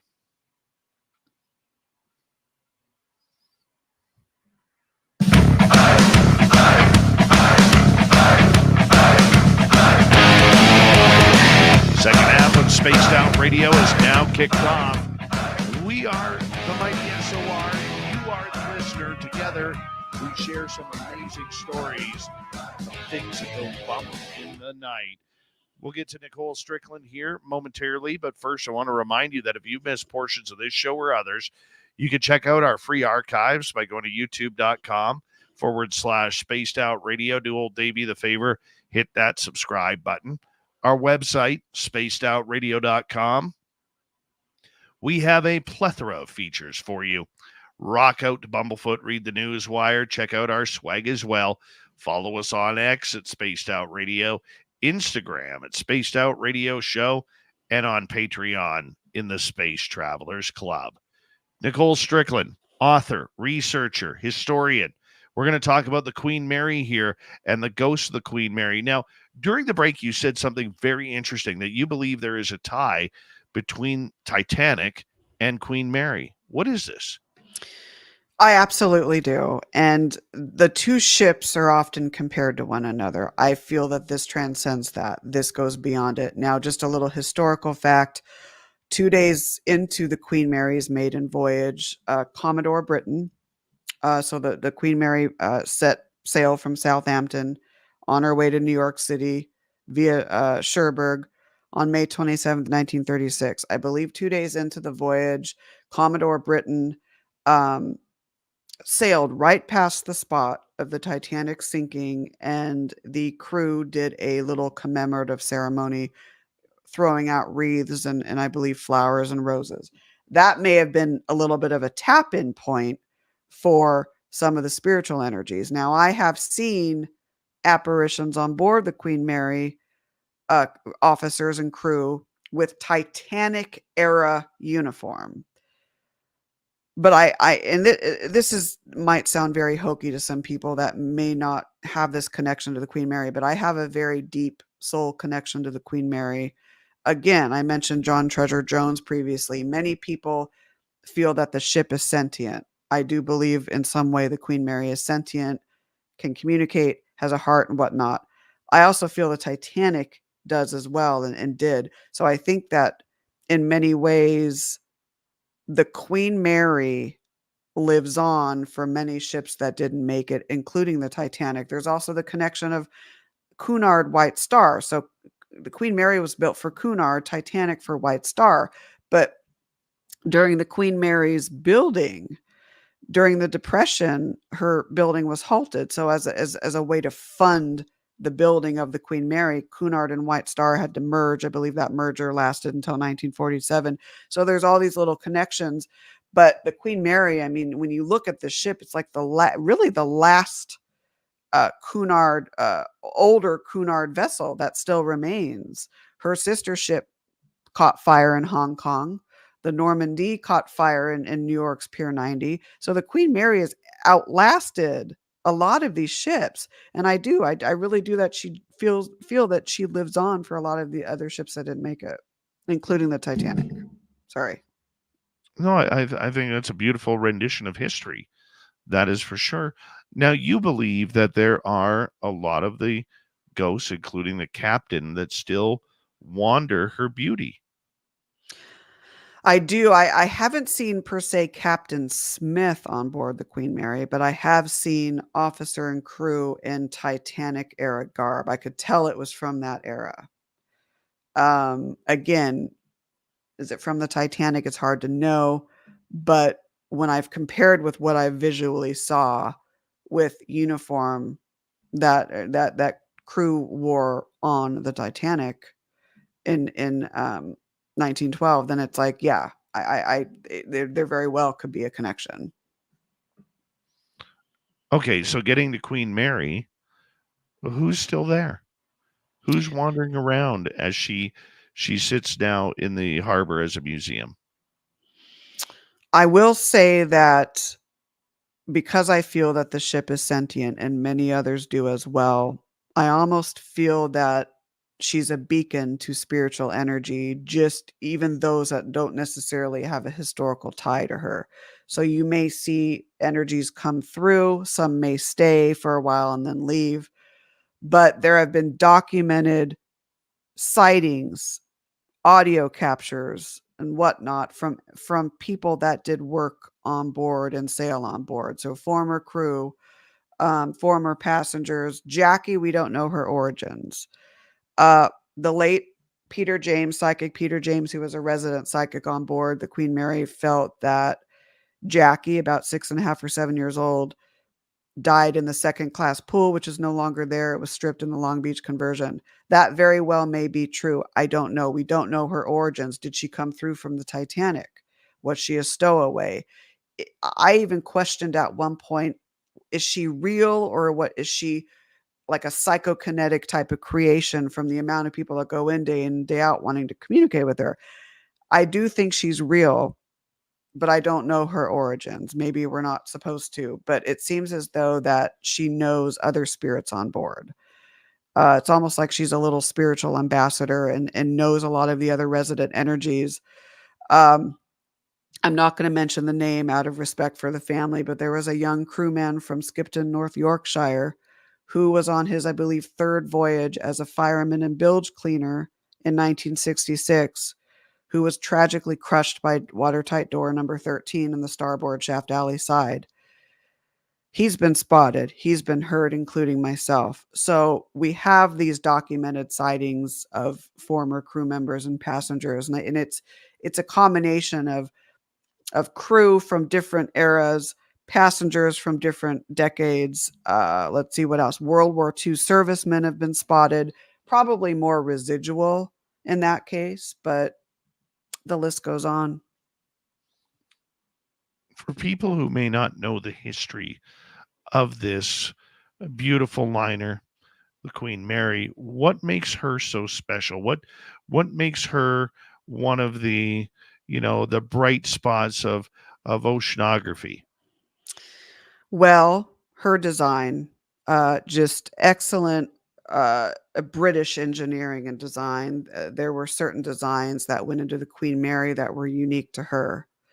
But almost more importantly, her ability, almost since her inception, to connect people, bridging the old world with the new, connecting people from all walks of life, celebrities, dignitaries, members of the aristocracy, students, families. They all sailed on this ship.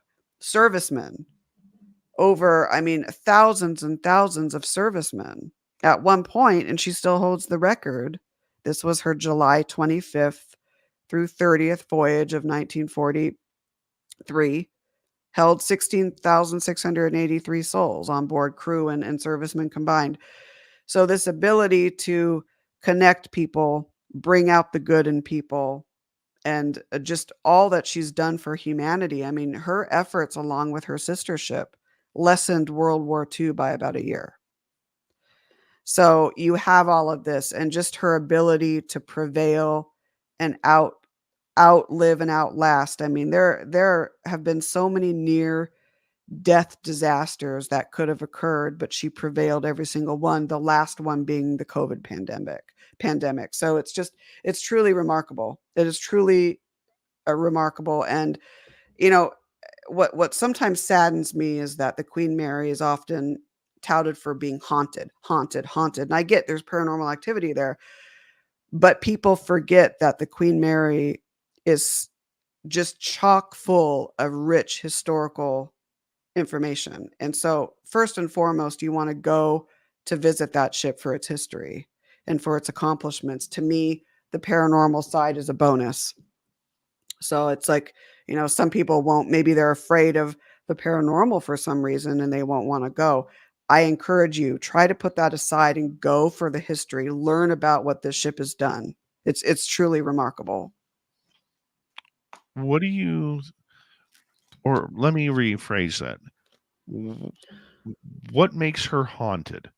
What makes her something that is unique and special for the paranormal side of it?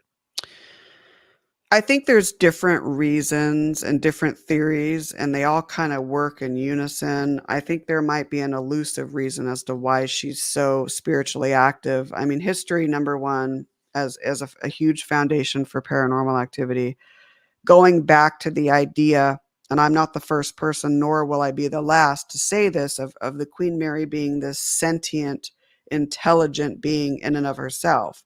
So you have that mixed in with her human and even animal spirits on board. Cats, spirit cats have been spotted, dogs as well. So you have that interplay between her as almost one gigantic spiritual entity and that of her human and animal spirits. The water aspect, natural conductor of electricity, some of the items that were used to make the ship, the iron, the manganese bronze propellers, the simulated mother of pearl ceiling in the form of first and third class pool, the quartzite, the oh gosh, what else? My friend Tony, now here's what's interesting. My friend Tony Ashland used to be a tour guide on board, and he's an amateur radio operator. And so one day we were talking and he said, Nicole, I think that the Queen Mary is one big, gigantic crystal radio. I think she is a transmitter and a receiver of energy. You have all the components. You have the copper wiring, you have the quartzite in the pool, you have the grounding plane and the bridge and the wheelhouse. And I was like, wow, Tony, that's really amazing. And so he allowed me to share that in my books about the ship. So I just think there's all these reasons. And it's Beautiful. not just one. It's not just one. It's just they all kind of work in tandem with each other. So Well, let's get to some audience questions here. sure. We are building up. Let's go to Big Bird right off the bat, who is asking, has a spirit ever came forward while out and about without looking for spirit? I'm not sure if I understand Well, that Has question. I want to a make sure spirit I come understand. up to you and came forward while you're out and about when you're not looking for a spirit? Oh, I get it. Okay, okay. That's what I thought I meant.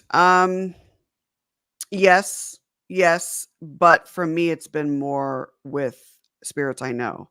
So like departed family members, animals, my cats, and so forth. So that's a good question, though. Let's go to Tim here. Nicole, have you ever investigated the Whaley House in Old Town? I've been in many times, but again, going back to this over investigation thing, I have opted not to, just because of the scores of people that are herded in there day in and day out like cattle. They do have investigations that go on, but it's one of those places where I know the history. I've been in there myself. I don't feel I need to, and I do think that some of the Whaley family members that may still be there in spirit probably don't necessarily respect all these people coming in and out of their home. It is a big tourist attraction. So I try to stay away from that. But it's For awesome though. It's for people awesome. who may not know what the Whaley House is, please define it. So Thomas Whaley and his family are a very well-known family to San Diego. So the Whaley House was an old Greek revival structure that was built, I believe, in 1850 in Old Town. So pretty much the birth of San Diego. It had many services or many functions. The Whaley family lived there. They had the Tanner, they had the county courthouse in there. They had a general store in there. They even had the Tanner Theater. So it had all these different functions, and is actually known. And I don't know if I buy this, but it's thought to be America's most haunted house. Maybe it is, maybe it's not. But when you think of like Villisca Axe Murder House and what is, I forget, is it in Iowa? It's in Villisca, Iowa. It makes me think, okay, I'm sure that there's other homes out there that rival it, but it's in my experiences, I've had experiences there. Yankee Jim Robinson was actually found guilty of grand larceny. He was hung on the property. He was too tall. So what ended up happening is he actually choked to death. He's been seen. He's been spotted. His heavy boot steps on in the house. I've seen that. Thomas Whaley has been spotted in apparition form. Thomas Whaley, one of the children, has been seen and heard. He likes to whisper in people's ears. Apparently, I've heard that he likes electronics. I don't know. But the family's dog, Dolly, people have reported seeing a dog, hearing a dog throughout the house, feeling like a little dog licking their ankles. Violet Whaley, sadly, was very depressed and committed suicide and actually passed away in the courting chair in the living room. So there's been a lot of tragedy with the house as well. Oh, goodness. Yeah. It's beautiful. Beautiful home, though. Let's go to T-Bone. Have you ever been to the Sally house? No, I have not, but I've heard about it. My friend Todd Bates has actually been to it many times, and I've heard some of the stories there, but I've not been. Eriko wants to know, can ghosts enter the subconscious mind, the dreamscape? I saw this question earlier, and I'm glad you brought it up. Yes, I do believe they can. I think that when we dream, we're more open. And I've had, after my cat Kayli passed away in 2021, I've had about 25 very profound dream visitations with her. And these aren't just regular dreams. These are dreams where I'm communicating with her. They seem real. There's a message imparted in them. There's this feeling of peace and love that I feel when I wake up. And they always occur in the same environment when I go to sleep. So it's in the bed. I'm laying there as I'm actually sleeping. I'm able to feel her, hear her meow, hold her. There was one dream I had where almost when she was on my chest, she stood up, and then in front of her there was like this circular orb of light, and I saw her propel and go right back through it. So I do. So to answer your question, yeah, I do. Yeah, I think it's very possible. All right, let's continue on here. We go next to Captain K-Rod. What spookiness happened in Tucson? You know what's weird is I lived there 4 years while attending the University of Arizona, and I didn't study or really look into any of the paranormal activity there, but I do know that there are stories at the University of Arizona, like Old Main being haunted. But it's something I've thought about that. It's something I need to really research more. So I wish I knew. So You know what's amazing is if you go back in history to the Wild West mhm. and you connect it to the Gold Rush Trail, Oh yeah. okay, it's amazing how many of those outlaws, those bandits, actually were up here during that time, whether it's Billy Miner, Billy the Kid, and his gang. Yeah. You know, there's one guy who is the Kentucky Cannibal. I forget his name right now, but his nickname was a Kentucky Cannibal, and he was hanged here.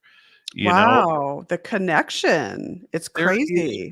major connections, and it's because of those guys. Here's the history that people don't understand.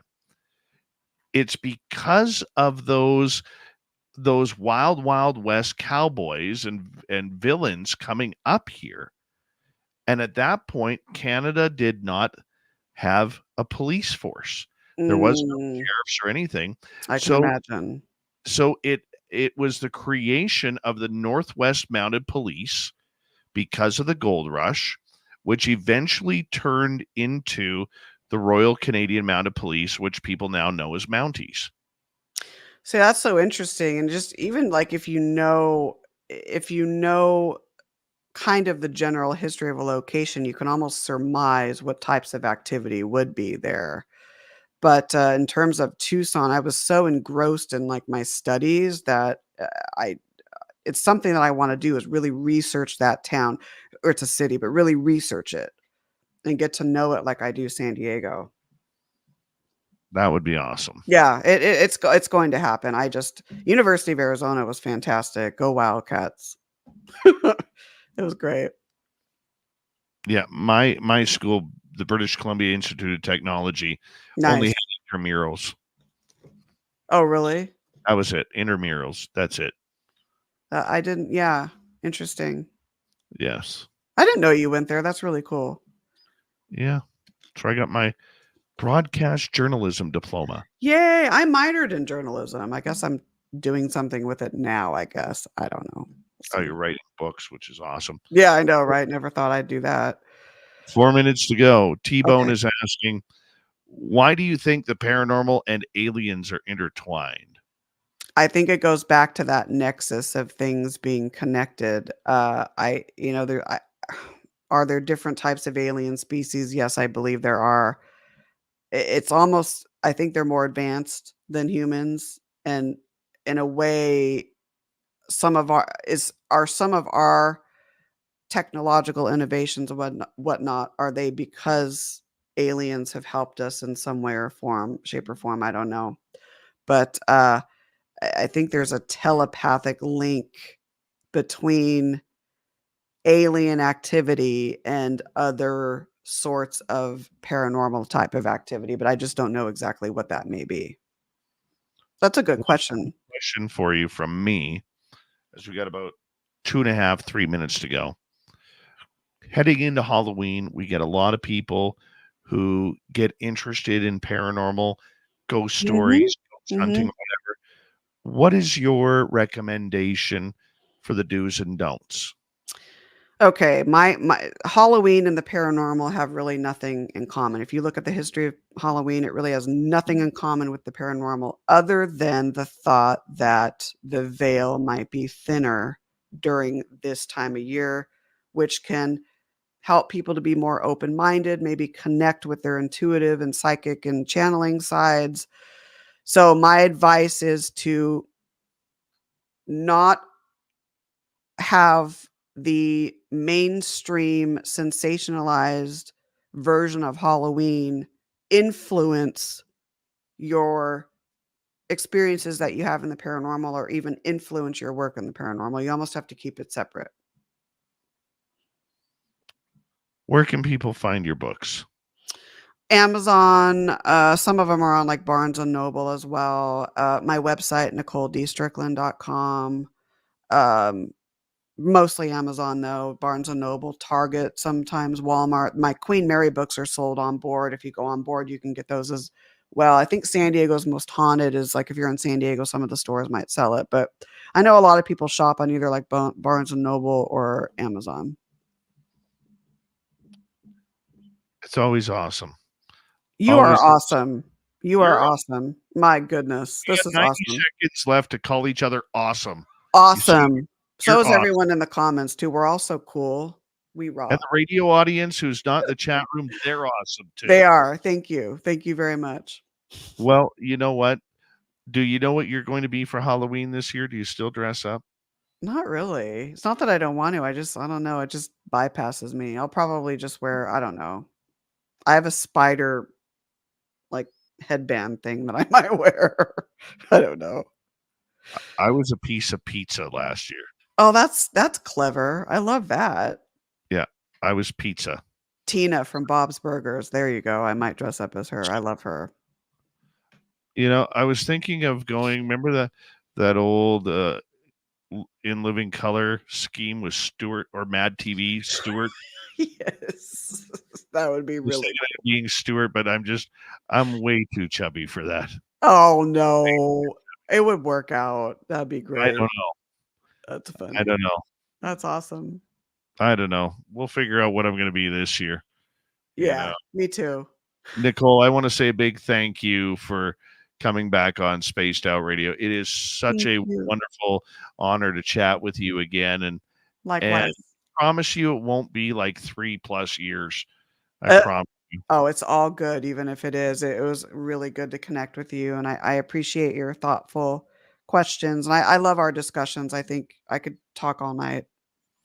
Oh, so could we. Yep. So could we, my So, friend. Thank you very much for coming on the show tonight. Coming up next on Spaced Out Radio, Swamp Dweller has a spooky story. Then little Timmy James joins us for the UFO report. We'll be right back, everybody. You're listening to Spaced Out Radio with your host, Dave Scott.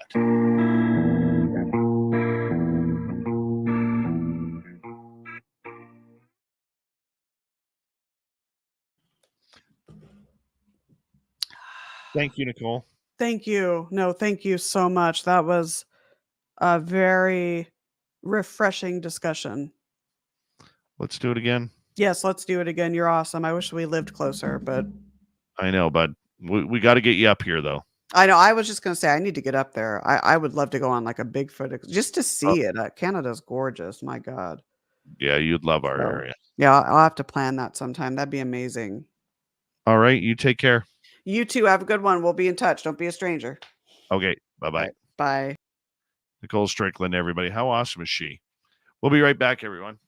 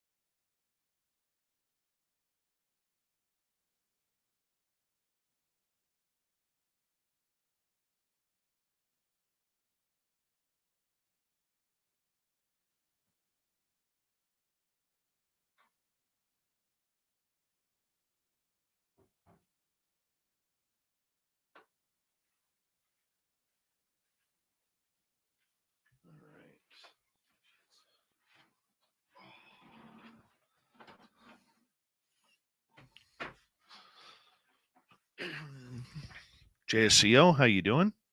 Mr. Cowley, welcome back to the show. Oh, Mr. Cowley loves his spaced out radio.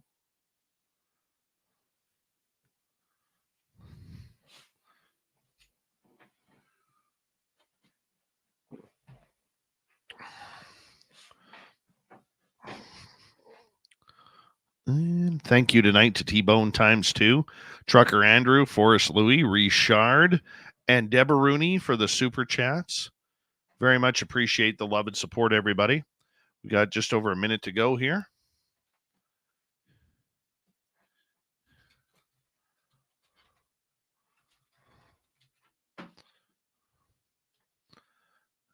And we're going to get going. Tim, I got to get your camera ready so I don't forget. You got your microphone ready? Betcha. All right, bud. Oh, you're looking handsome tonight. Thank you. Handsome. Thank you. Oh, yeah. The head's nice and bald. Glasses are clean.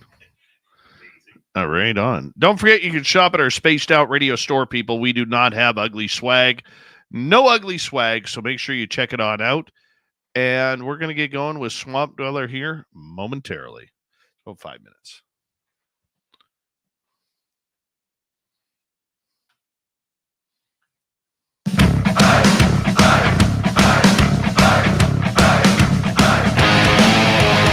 Here we go at the third and final hour of Spaced Out Radio tonight. My name is Dave Scott. We always appreciate earning your listening ears wherever you are on this beautiful planet we call Earth. Hello to everyone listening in on our terrestrial affiliates around North America, digitally on every major podcast network. Our website, spacedoutradio.com. We have a plethora of features for you. Rock out to Bumblefoot, read the news wire, check out our swag as well. Follow us on X at Spaced Out Radio, Instagram at Spaced Out Radio Show, and on Patreon in the Space Travelers Club. The Desert Clam has set the password for tonight in the SOR Space Travelers Club. Haunting. Haunting is your password. Use it wisely, Space Travelers, as the Clam sets the password each and every night right here on Spaced Out Radio. Let's head to the swamp. Hello and welcome to Spaced Out Radio's Swamp. I'm Swamp Dweller, and tonight I'm going to take you on a mystic journey of the unknown, sharing tales of monsters, legends, and nightmares. Welcome to the Spaced Out Radio Swamp. So a very good friend of mine was deer hunting in rural Pennsylvania late into the evening. It was pretty dark, and he was waiting for his dad to pack up and pick him up on the ATV. He was on the ground in a blind when he saw two large yellow eyes looking at him from only a few yards ahead. They stared, unmoving at him for around 20 minutes or so, and whenever he tried to shine a flashlight at them, and the brush, it seemed to conceal whatever was connected to the eyes. He couldn't see fur or a body at all. They appeared to be maybe 3 feet off the ground, so he eventually gives up and assumes it's a bobcat or something. As soon as the ATV arrives and gets close, however, the eyes stand up to a height of roughly 7 feet or so, and whatever it was makes a quick, sharp turn and sprints away. It doesn't amble or gallop as a bear might, but it sprints away like someone running on a track. He believes it was a Bigfoot. I don't believe a flesh and blood Bigfoot could exist in Pennsylvania, but what do I know? What do any of you guys think? Hunting. It seems like fun to some people. I used to feel that way myself. It was never for food, but just sport. I know this sounds cliched, but I had an experience where the hunter became the hunted. In 2009, I decided to do what I often do. That meant taking a break and going somewhere to relax. When I heard that my friends had planned a hunting expedition, I immediately got on board. Since there were two of my friends going on that same trip, I figured it would be fun. We ended up going with a veteran hunter named Buck Adams, and yes, that was his real name. He told us stories about previous hunting trips where he bagged whatever he was after: deer, bear, ruffed grouse, pheasant. He had gotten them all. He told us we were going to a secret hunting spot in western Pennsylvania, to a place where we would find some real trophies. He once got a 17-point buck there. Having a chance to grab something of that magnitude made me even more eager. When we arrived at that spot, We were split into groups of 4, since there was 13 of us. Buck had his own tent. The other 4 were shared by 3 people each. For the first night we were there, he said, "Go ahead and explore before you turn in. Just watch out for the werewolf." Since I didn't know how to react, I laughed nervously. A guy with us named Mark told us that a creature called the Squonk was more believable than that. Buck's face was stone cold. "I'm not kidding," he said with venom in his voice. When I asked Mark if he was really that confident that there were no werewolves, he gave me an exact reply I was expecting. He just wants to scare us. New kids, old stories, that's the way it works. I was about to reply when we all heard a snap sound. Not knowing what it was, and not wanting to know, we all dove inside a tent. I was with Mark, Christopher, and one of my friends, Grant. Christopher whispered, "That's 4 people. One of you needs to find a different tent." I was about to punch him when I heard a weird guttural growl. The 4 of us did rock, paper, scissors to see who would go look. Grant was the first one to lose, so he peeked outside. He brought his head back inside within 1 second. His eyes were wide and he seemed to be shocked. "What's wrong?" I asked. He pointed outside. I looked and saw a terrifying sight. There was a monster there, about 8 feet tall, silver hair or fur, glowing yellow eyes, and a muscular build. I was about to yell when Mark grabbed me from behind, dragged me inside the tent, and quietly zipped the flap. "Okay," he whispered. Buck wasn't trying to scare us. He was serious. We all huddled together and heard the creature stomping towards our tent. I let out a sigh of fear. Chris dug his fingers into my arm. Grant started saying Hail Marys, and Mark was letting out squeaks of fear. After 10 minutes, we all heard a rifle shot. The thing howled like a wolf and ran on 2 legs back into the woods. Buck unzipped our flap and asked if we were okay. We confirmed that we were, but Buck still suggested we go to a different area of the state. So we did that very next morning. Was what we saw a werewolf? I can't be positive. But it wasn't like a wolf I've ever seen. For one thing, they can't stand on 2 legs, and they definitely aren't 8 feet tall. And they don't growl or howl in the way that thing did. I decided just to stop camping altogether after that. Think about it. If there was a werewolf out there, what else could be lurking in the woods? Oh, what else is lurking in the woods? You never know. You just got to go out there and find out for yourself. But be careful, because you don't want to be a werewolf date. That might hurt. You might get bitten. You might get clawed. And definitely, it's going to be a rough night. Let's just be honest. Let's get to the UFO report. That is an interplanetary flying space saucer.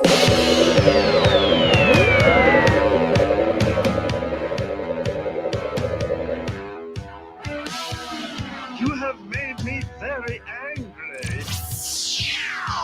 Very angry indeed. All right, we got Tim James here with the UFO report. How you doing, buddy? Oh, better than last night. No NyQuil before the report. Right? Oh, man. Yeah, you don't take NyQuil before going on the air. No, I was at a loss. I felt sorry for Rob. I'm so sorry. Oh, that's all right. Robbie, we'll get over it. He said you were great. Oh, good. He really did say you were great. So thank you for No filling in problem. for Jackie on the report there. No worries. But yeah, man. I mean, I wish I could have been here. Oh, yeah. Wish I could have been here because I was in so much pain yesterday. Yeah. Yeah. Sure. So for those just tuning in, I had a little bit of a mishap while hunting the other day where I was jumping over a ditch and I thought I was 25, 30 again when my knees worked. No. So basically what happened, I went to my chiropractor yesterday, Dr. Phil, I call him. Yes. And I told him what happened about the pop that I heard because my left leg decided to stay while my body kept going. And we figured out that it was my left hip that popped out and then popped back in, which was the sickness that I felt right off the bat. You know, when you dislocate or break something, you get that immediate, I feel sick. Yep. type of thing. Mm-hmm. And then because my body, I laugh at it now and I'm in such pain. I really am. But because my body kept going and my left leg stayed still, after the hip, popped out and then back in. Yeah. Well, I ended up very badly straining my left groin muscle. Oh. And so it's been extremely uncomfortable the last couple of days. I'll be going back to Dr. Phil tomorrow to get, get patched up again and put back into place. My back was so out yesterday, I could not lie on his table. Ooh. It was bad. It was really, really bad. And you know what? I'm all for modern medicine and modern doctors. Sure. But there is something about chiropractic and touch therapy that he uses that yesterday I was literally, I have no problem admitting this. I was bawling my eyes out. Yeah. And while I was on his table, he left the room and my one leg slipped off the table and my bad leg was caught on top. And I was screaming, painfully screaming. Okay. I haven't felt pain like that in a long time. And I was literally screaming for help. And he was only gone like 20 seconds. Oh, wow. And it felt like an hour, man. It felt like an hour. But you know what? I woke up today. Yeah. I could put pressure on my leg. Yay. I could walk. And you know what? I don't think I'm going to need surgery or anything like Thank that. goodness. I don't think I got anything herniated or anything like that. But man, it was quick. I thought we'd start off the UFO report with a little bit of fun tonight for you. Okay. Now, I know you're not prepared for this, but that's okay. Yeah. I'm very okay with that. Okay. Because I just out of fun today, I put a post on my Facebook page. I saw it. Did you? Yes. Okay. So for those who didn't see it, basically what it was is, what are the worst terms used in our fields of research? I kicked things off and mine were squatch, Yes. because I hate that term, squatch. Yeah.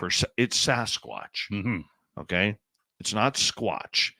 And the one thing that I've learned in my nearly 10 years of doing this show, that if people are out in the field squatching, they are not doing anything conducive to pushing the field further. Right. That's my opinion. Mhm. Other people, and trust me, there are a lot of people who disagree with me. Oh, it's just a word. Yeah. No, it makes it sound what we're doing is stupid. You know? Yeah. The other one was UAP, No, I hate that. because I hate that term. Mm-hmm. So I put it out to the audience, and I'm going to put it out to our chat room people as well. So if you're in our chat room on YouTube, let me know. What are the stupidest terms that we use? Tressa said she's a UAP. Her family's exclusively UFO. Hates the term UAP. Yep. Purple-haired Pixie Lara said she hates the word demon. It's thrown around way too much. True. Let's see here. Christopher Jordan, evidence. Evidence. Kathleen Hager, abduction and mutilation. I disagree with that one. Yeah. The reason why is because they are different investigations of the phenomena. Sure. A lot of people said expert. Yeah, I could see that. Where's, there's no experts in our field. No. I added another 2. Okay. Truth, Yeah. because so many people throw around the word truth. Mm-hmm. Whose truth is it? What is the truth? Yeah. Okay. Yep. Because there's your truth, Mm-hmm. there's my truth, and then there's the real truth down the middle. Always. Yep. Always. All right. The other one is proof. What is proof? I love the proof argument. Okay. I do. I go after people online. about that. All right. What is proof? Especially with CGI and AI today. And I'll tell you what scared me about that, because I had a friend of mine send me audio. Okay. Like he sent me audio that he recorded in my voice. Oh, right. Yes. That scared me. No doubt. Right? We don't know what proof is anymore. Matt Gutka, stated disclosure. Oh, yeah. I already know. Why does a government body need to tell? They will never tell. And what is disclosure anyway? Great point. Yeah. We are not in a disclosure movement. We are in a confirmation movement. Yeah. UAP again from Michael and Starshine. Justin Decker, good Bigfoot guy, former guest on this show. He says he's good with UAP. It describes a broader range of phenomena. Okay. No, it doesn't. It's man-made objects. Yeah. That Well, they hide UFOs in. it's an opinion. Another former guest, Nomar Slevik, not deer. Not deer. So basically, it's these deer that are more humanoid, Oh, got it. Okay. not deer. Okay. Matthew Williamson, My Truth, Yeah. Mind Speak. I have a cryptozoology degree. Or trust me, I was a speaker at X conference, have a podcast, was on TV, wrote X book, have X years of boots on the ground experience, just to name a few, he says. Heidi hates it when people pronounce ufology, ufology. And that happens a lot. It does. All right. More UAP, more expert. Joe Kistner, matching t-shirts. Make it all legit. So you get these paranormal teams out there. They have like this horrible logo, and they will, they'll all have the matching shirts that they're going to do business. Yeah. They're going to go do paranormal business. That's right. Another pet peeve of mine, I threw this one out there. Journalist. Oh, yeah. I know that's one of yours. So I actually got a rebuttal on that from Okay. a guy named Michael, who says, Dave Scott, journalist definition, one who keeps a journal, period. Facts. So I replied, definition does not define a profession. Right. Or a made-up title on a UFO resume. Yeah. Eugene Braxton, former guest on this show. Right. Disclosure was one of his. And consciousness. Doesn't like the word consciousness. Okay. All right. Tim Mothman and his goatee. Two separate entities. Well, there's two answers then? No, just one. Oh, wow. They agreed on biologics. Yeah, I don't like that term either. Nah. Biologics. So let's see here. Joe then responded with debunked. Didn't like that one. Disclosure for Catherine. Angelique Benham. She don't like woo. I was like, come on. I know, right? How dare you? Melissa, Nicole Brigman, UAP, and the nuts and bolts. Oh, yeah. Okay. Then. Investigator, expert by Ben Moss, who will be a guest on this show with Rob G on the 26th. Great UFO guy. Cool. Let's see here. Expert again. More expert. Censorship or redacted from Jeremy Bolin. Michelle Heaton her and I got into it today. Uh-oh. I'm not a fan of UAP. Squatch is something I say a lot. Dun, dun, dun. She probably eats onions raw, like an apple. Guaranteed. Let's see. What else do we have here? I'm going to... Lawrence de Mesa, ugly swag. So I responded to that by saying, Lawrence, no one wants ugly swag. That's for sure. Because we do not have ugly swag at our Spaced Out Radio store. No. On our website. Let's see. Moving on here. Let's see. Frequency from Major Lee. Okay. Too much frequency. All right. Let's see, more UAP stuff. And more people hating the word disclosure. NHIs made the list. Really? Non-human intelligence, NHIs. I got to agree with that one. I use that term, Right. but I don't like using that term. Fair Right? enough. Yeah. So I threw another one out there because Lee had jumped in there. And to Lee, everybody's a grifter. I hate that's mine. Is it? I hate that. What do you hate about grifter? It's just the new thing, and they're not. People aren't using the terminology correctly. And yeah, Rob and I went on this, I think, last week. It just drives me nuts. Everybody's a grifter, and it's on TV. Everybody's saying it on TV. It's like, you guys aren't even using it in the right context. Shut up. Sorry. Okay. Oh my. I know. It drives me nuts. Let's see some from our audience in the chat room. Uh-huh. I'm just scrolling up here. Let's see. There's a lot of UAP. People hate that term. Yeah, for sure. Let's see here. Scrolling down. T-Bone hates UAP. Uh-huh. Yep. S for Matt. Dave hates podcast. No. That is kind of true. Yeah. I hate my show being called a podcast. There it is. Yeah. Because radio is much different than podcasting. Mm-hmm. And I love radio. Yeah. I absolutely love radio. There's something romantic about radio. Walter M. Sterling and I were talking about this on his show one night. Oh, okay. And I love radio. Mm-hmm. Corey says, Little Green Men. Okay. Tucson MUFON, where's the proof? Yeah, it's okay. And also conspiracy theorist. Yeah. Let's see. Woo Poo likes disclosure movement. Likes Or dislikes Okay. disclosure movement. right. Let's see. Country Carpenter hates book readers. I don't get that one. Mike Rivers doesn't like the terms ET and aliens. That's probably because he don't got aliens. All right. Yeah. Yeah, probably needs some aliens. For sure.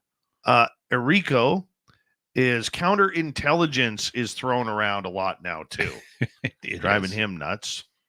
And once again, there's proof. And swamp gas for S. Burnett. Mhm. Ball lightning. Never even heard of that. Mhm. Lightning. Okay. Amy doesn't like ufology. Like, let's pronounce it properly. Yeah. Scrolling on down. Let's see here. And FOIA. Amy's tired of FOIA. Freedom of Information Act. FOIA. Oh, that's what I call the front entrance of my house, the foyer. That's a foyer. Foyer. Dirty Filth and I get into that argument all the time. My wife and I do too. It's foyer. Okay. Are you a foyer guy? I'm a foyer. I don't know. I mispronounce it terribly, apparently. Oh, you are terrible. Uh-huh. What a terrible human being you are Good right Canadian kid. now. Mm-hmm. So that's pretty much it. I think we're caught up there. What do you think of some of those answers? I mean, there's some of them I definitely agree with. Some of them a little bit more than others, and then some of them are like, okay. I mean, yeah, they just grate people, right, and drive people nuts or whatever it is. But yeah, everybody's got their choice and whatever. And what's it? The other one, the same but different. Those like that phrase. It's just like, no, it's not the same but different. Like it's or No. one that's completely is unthaw. I'm going to unthaw my food. Take it out of the freezer and unthaw it. No, you're not. There's people that one drives me nuts. If you unthaw something, it's staying frozen. Thank you. There's your education for the night on Spaced Out Radio. When we return, Lou Elizondo wanting to explain ufology This again. is Spaced Out Radio, and your host, Dave Scott.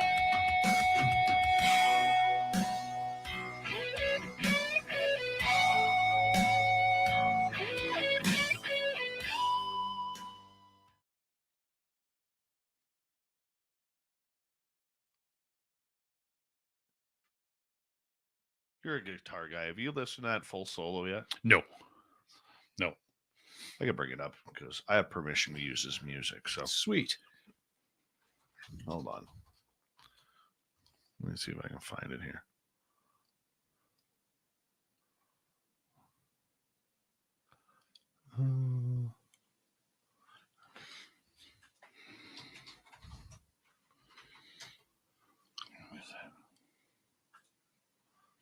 I got permission to use direct permission from Cody Banks, and these are kind of a southern rock band. And use his music in anything that I do for any of the YouTube stuff that I want to do. Nice. Full written permission. I was like, sweet. He gave you a letter? Yeah, and Rob Zombie signed it. No. Yes. Okay, hold on here.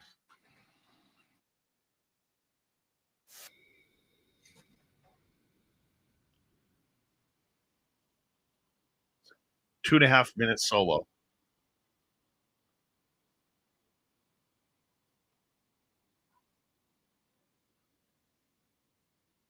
Oh, nice.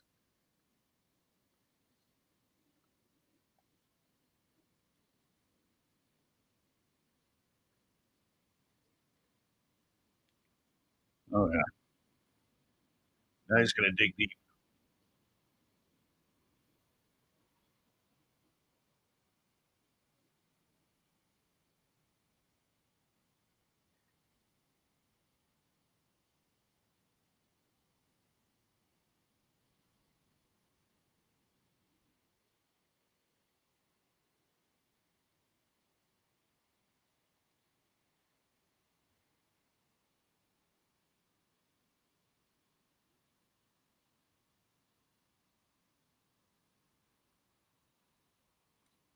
There he goes.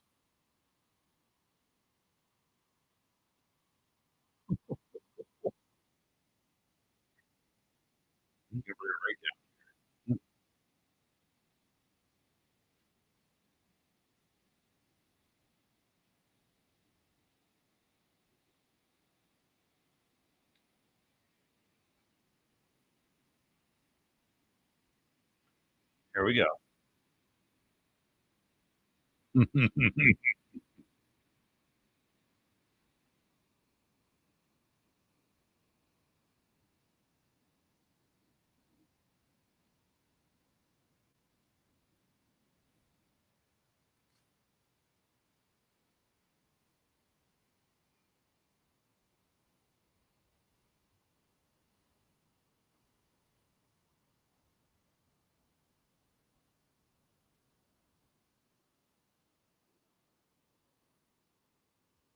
That's not awesome.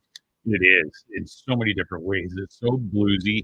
Yeah, and it's so clean and not convoluted, but yeah, it's very, very nicely done. Very well. I like it.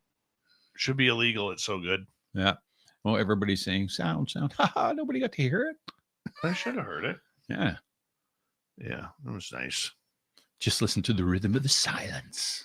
Tim. I thought it was coming through on the microphone. Yeah, we enjoyed it. Yeah, I'll tell you, we were loving it. It rocked. You guys missed out. Oh, you guys missed out. Sorry about that. Thomas Rock, how you doing? That was a rookie mistake by Dave there.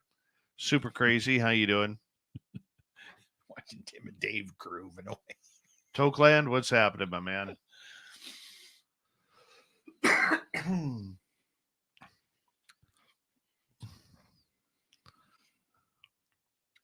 Mm-hmm.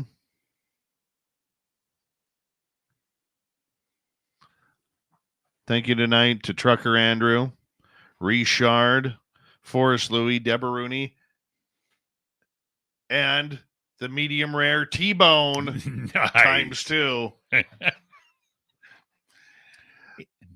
Dave, are you even an effing journalist? Yes, I am a journalist. I've been a journalist for 26 years. That's why I call myself a journalist and insult people who are not journalists.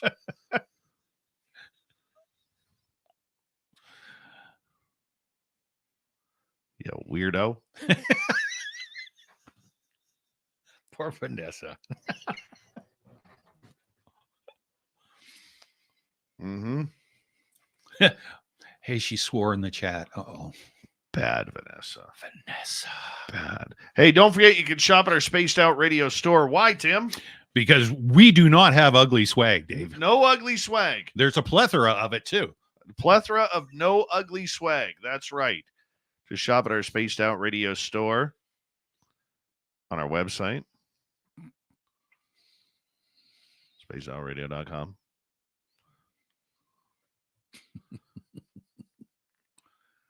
Poor Vanessa. Here we go.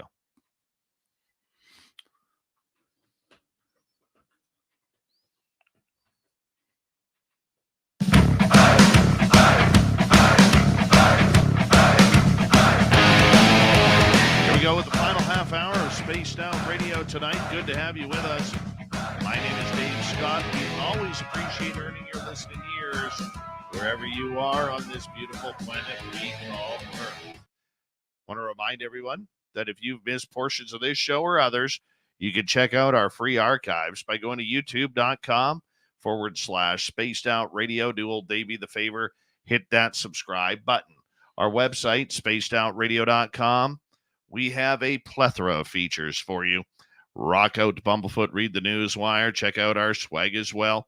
Follow us on X at Spaced Out Radio, Instagram at Spaced Out Radio Show, and on Patreon in the Space Travelers Club. Tim James is here. UFO Report continues on as we speak. Tim, thank you so much for joining us. Not a problem. Thanks for having me in.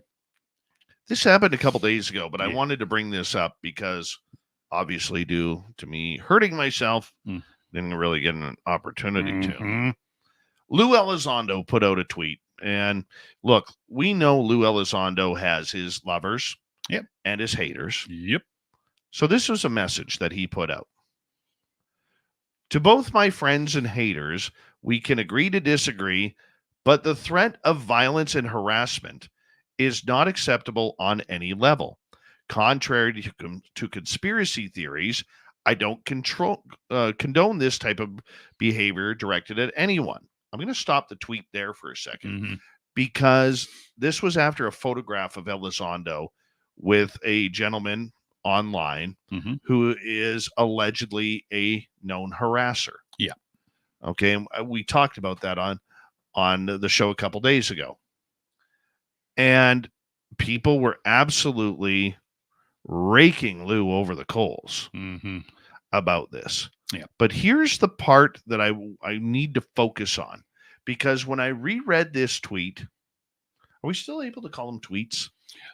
What do you call them? X's? I don't know. Yeah, I'd call them a tweet. What about, do we call them a Z or a Q? I don't know. He says, this is the part I don't like about this. If disclosure fails, it's because the community has eaten itself. So I ask all of you to please engage in healthy discourse and don't allow emotions to direct or dictate actions on all sides. Now, look, I am the first guy to say, I hate aha, caught you moments. Right. Read the entire paragraph and not just one sentence. But there are exceptions to the rules. Okay. That one sentence that says, if disclosure fails, it's because the community has eaten itself. I got an issue with that. And this isn't against my personal feelings about Elizondo. It's not about my personal feelings about us not being granted an interview while smaller radio programs and podcasts have been granted interviews by him. Or not him, but his PR team. Sure. Okay. It has nothing to do with that. I like Lou Elizondo. I do. He has treated me well. I don't care what anybody else says. How does he treated Dave Scott? He's treated Dave Scott very well. Perfect. Okay. But that line, that little line that he is saying that ufology is going to be the downfall of disclosure. Ufology has nothing to do with disclosure. Okay. And hear me out on this for a second. And I'll get your opinion here in a moment. The public does not control disclosure. No. The United States government and the governments of the world control disclosure. The military industrial complex controls disclosure. The United States military and its subsidiaries control disclosure. Right. You know who doesn't control disclosure? The politicians, because they're all full of it. Sure. For the most part on this subject, and the people. Right. For Lou to come out and say and publicly tweet that if disclosure fails, it's ufology's fault. Ufology, proper ufology, is filled with brilliant researchers, experiencers, and people who want to know what is going on. When you get people who are abducted, there is not, and I'm saying this as an abductee, a contactee. Sure. There is not a single person who asked for it. There is not a single person who asked to be used as a crash test dummy on some steel table in the middle of a UFO getting operated on. Right. Or part of the hybridization program, or part of whatever other experiments. And I'm using the darker side of it right now to make my point. Ufology has nothing to do with that. These are good people. They are doctors. They are lawyers. They are police officers. They are paramedics, teachers, grocery clerks, gas station attendants, donut makers, construction workers, hot tar roofers, retired people, children going to school who have had these interactions. Did the kids at Ariel School ask for that UFO to land and the aliens to come out and communicate with them? Did Stephen Michalek, when he had his Falcon Lake incident in the 60s, did he ask to be burned by radiation for years that caused him trouble? No, he did not. No. These are people from all around the world who have had encounters that sparked ufology because people have been seeing things that they don't recognize. And I'm not saying little dots in the sky. Yeah, no. Okay? When you wake up and you have aliens standing in your bedroom, or you have a close encounter with a UFO, or you got 6 hours of missing time, you started your drive off on the I-5 in Seattle, you get outside the city limits, and the next thing you know, you're in Vancouver, Washington, 6 hours south. Right. How did you get there? I'm just paraphrasing and making that one up. Yep. Okay. But this is stuff that happens to people. They have nothing. That's ufology. Right. The researchers over the years from Stanton Friedman and Jim Mars, and even well before them, to today's researchers, the bigger names of Richard Dolan or Science Bob or Grant Cameron or Nicole Sackich or Michael Masters, whoever it may be. They're trying to find answers to what is going on. They're trying to dig for information. Okay? That's part of ufology. Ufology has nothing to do with government decision. Right. It bugs me that we see that. And look, I know it's just a tweet. I also know that that might not be what Lou fully wanted to state, but it was printed out that way. But let us also remember that a couple of years ago, Elizondo also wrote an article on Medium, I believe, that said ufology must die. That's right. Your thoughts? Well, first of all, that answered the question, because I think when when we were talking about it the other night, I read the tweet out and I found it to be, I think I used the word cryptic. I didn't quite understand it. And so it's made more sense now that, obviously you had a couple days to digest it. And then obviously what you were just talking about, but I'm not sure if that line, I actually read something that Nicole had put out and answered somebody that had retweeted the tweet. And I'm wondering if when when that was released or the tweet was released and that last line that's kind of sticking in everybody's craw, I'm wondering if it was taken out of context or there was something not put in there, because it doesn't make sense to what he said. That doesn't make sense. And then, I think that I read Nicole's statement, and it was the same thing. I was like, well, let me see what this paper is about. And I couldn't find it anywhere at the time. I mean, it was whatever, but yeah, I'm not 100% sure it because it doesn't make sense. It almost seems, and maybe I'm just oversimplifying it. Is there a typo in there? Did they miss a verb or an adjective or something? But yeah, yeah. My thoughts is it just does not make sense to make that statement. Well, look, we know that he doesn't like ufology. Okay. Okay. We know that he doesn't like a lot of what's happening, and a lot of these people don't. Remember, we had Dr. Richard Hoffman on this show a year and a bit ago. You can go pull it up on our YouTube. Who stated that people in ufology, the people need to get out of the way to let the scientists do their work. Well, fair enough. I mean, that's a fair enough statement. But again, it's just the way that's put out there. It just doesn't make sense for the 19th time. It does not. Yeah. What did Judge Judy does? If it doesn't make sense, it's not true. I don't understand it. Don't get it. So to get rid of the people that are actually digging, or if that's the implication. Basically, what they're saying is it's an inconvenience. The public who has an interest in this topic, is inconveniencing those who are doing the heavy load, the heavy work. Really? How? Really? We have 8 million people on this planet. Yeah. And there's probably only on this planet maybe 1 million people publicly talking like we are on this radio show. Sure.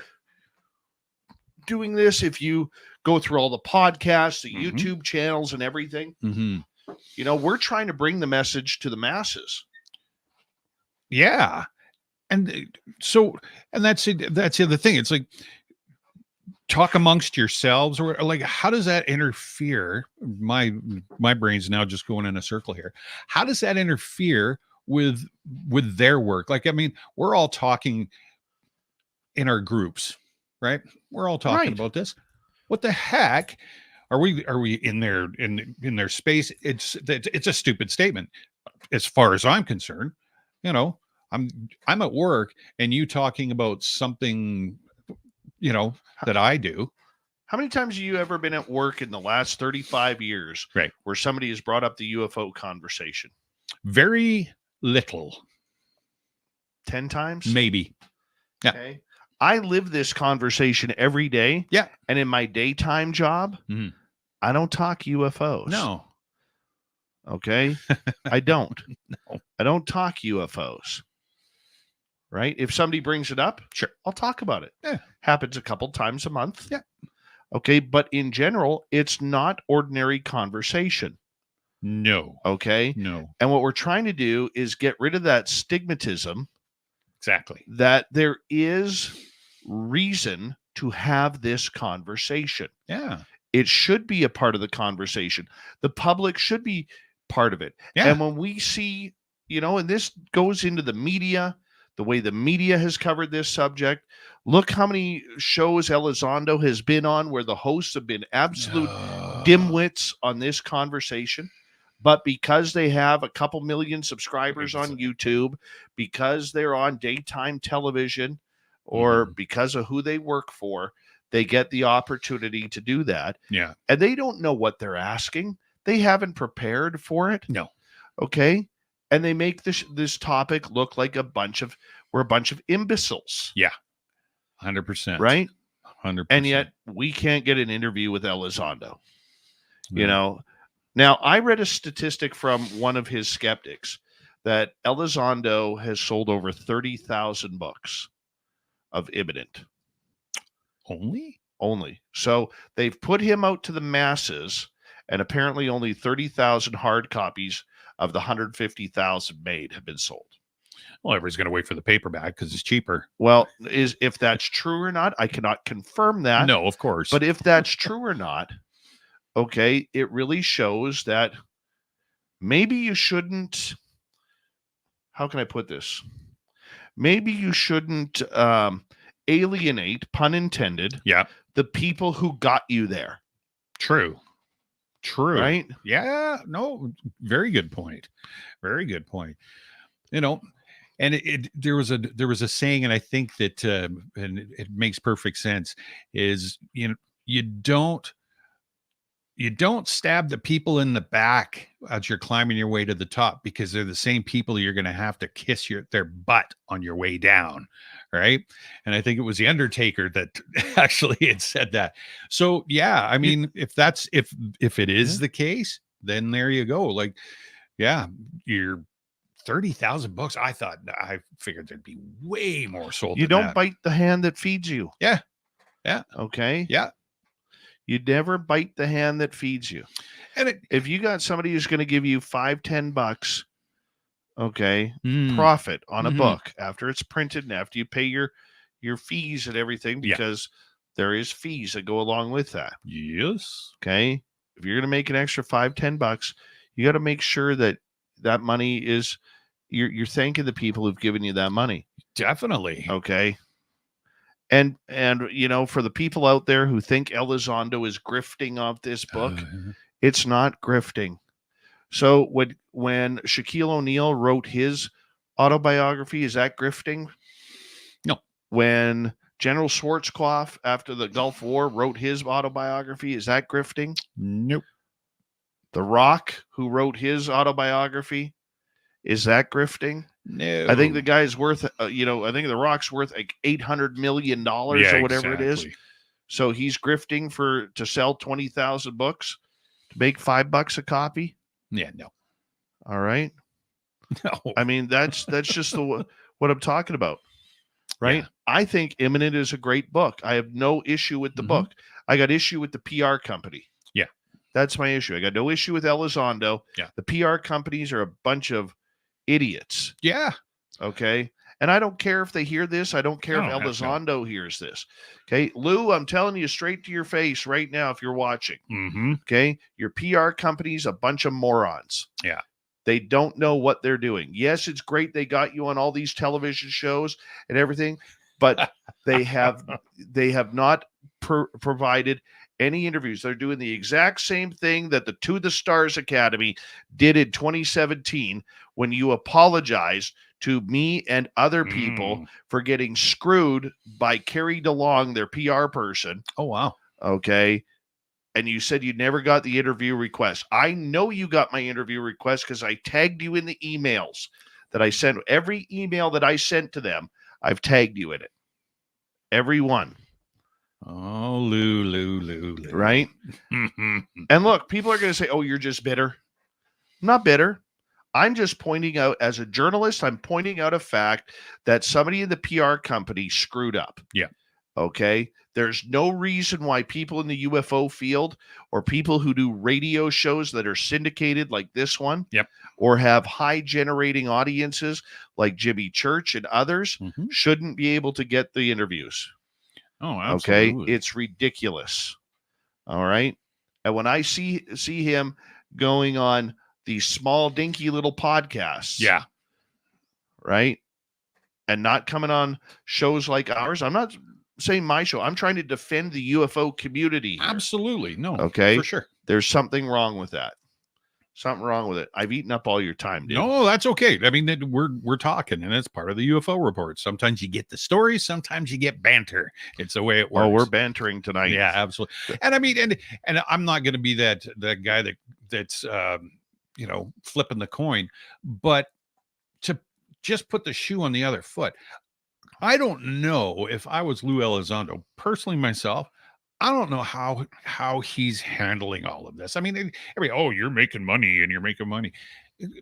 If he's only sold 30,000 books, if that's the case, or 50, whatever it was, he's not making money. But just the amount of negativity that he's received, the amount of the complete opposite, the amount of super fandom that he's received, the requests for interviews, the requests for he has got to be being pulled in 2,055 million different directions.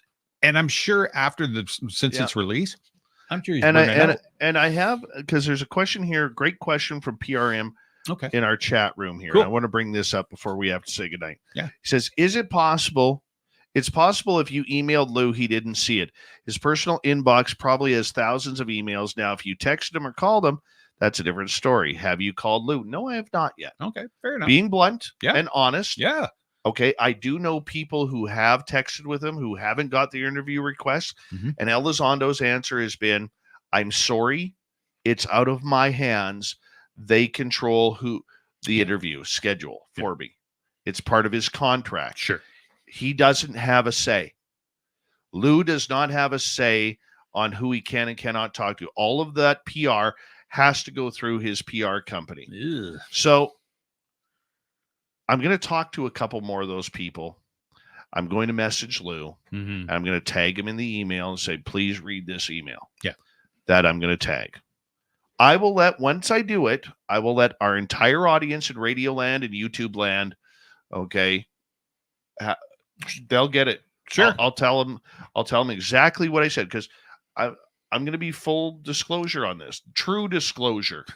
Okay. None of this confirmation. Will it be proof? There will be proof, because I will have written it.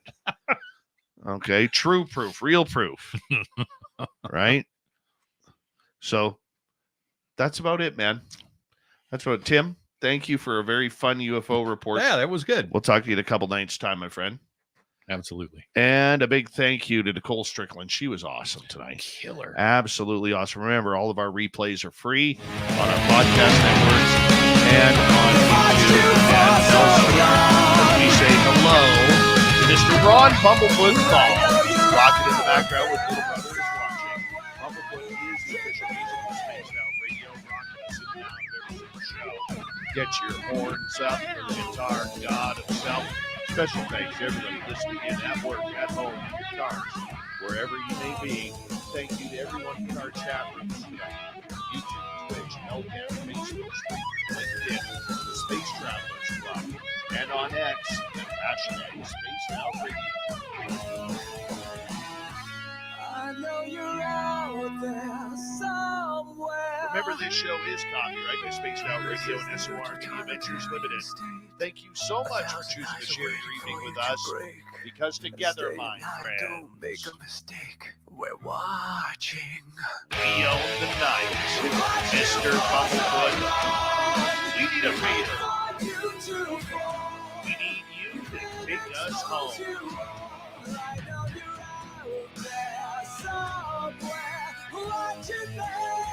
Yes, the Woo train is done for the night, but soon, my friends, we shall ride again.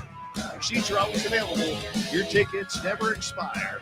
And if you want to bring a friend, we've got room for them too. Good night, everybody.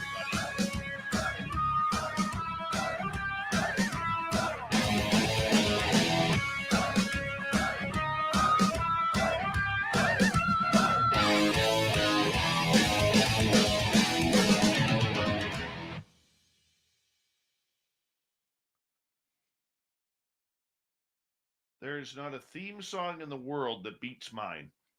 Nope. Not a theme song in the world for our genre that beats mine.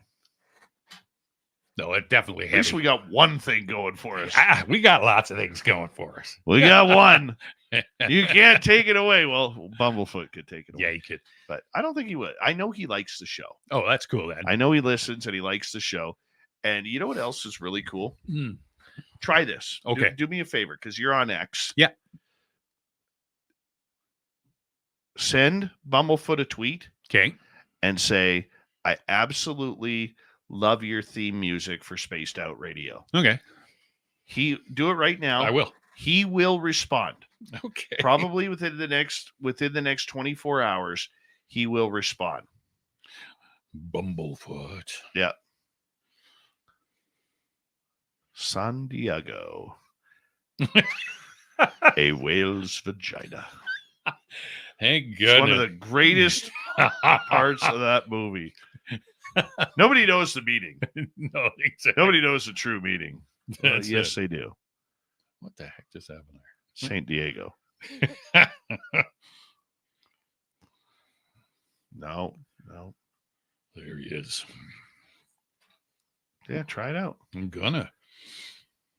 He might even get back to you tonight because he actually is usually quite awake at night. Yeah, well, he's a musician. Oh, yeah. Played for Guns N' Roses. Yeah, he's up. All right. Right. All right. Where the heck am I going here? Plus. Absolutely. So I absolutely love the theme music. Little Brother Was Watching, it's called. Yeah. And I encourage everybody, honestly, if you're out there, I do encourage you. Tweet it out to him. Just say you love Little Brother Is Watching on Spaced Out Radio, and Mr. B will reply. He's that awesome of a dude, and he loves hearing from our fans. He does. At Bumblefoot on X, Mm-hmm. or at Bumblefoot on Instagram.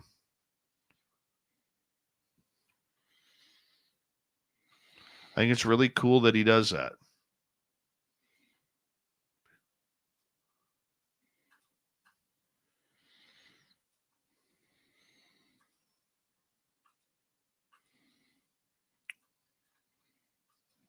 Then I'll tag it actually.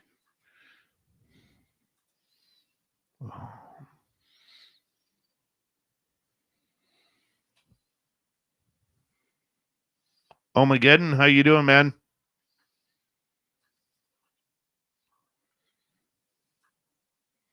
There we go.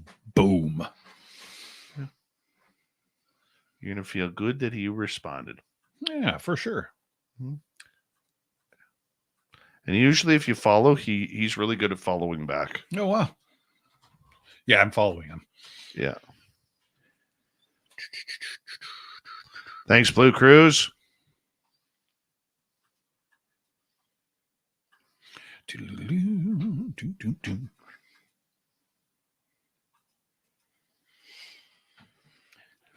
Oh, glad to be over this COVID crap. Holy man. Thank you, Philip. Oh my God, I am a woman and I am doing amazing. How are you? Well, how am I supposed to know? I guess the Oma would have given it away. Well, yeah, maybe. I wondered about that.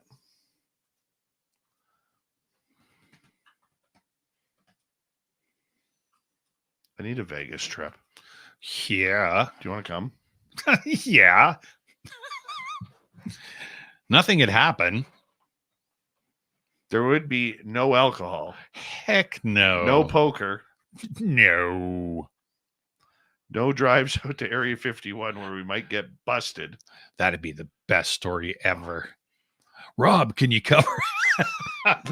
No way, dude. Rob can't cover because he's going to be with us. Oh, yeah. Okay, cool. Yeah. He's not that far from Vegas. He'll be there. Sweet Robbie G will be there with us. Oh, perfect. Yeah. We're going to UFO jail. Yeah. Well, that's a sign of a true friend, right? It's not the guy that bails you out. It's a friend that says, oh, damn, you're going to jail? Okay, I guess I'm coming with you.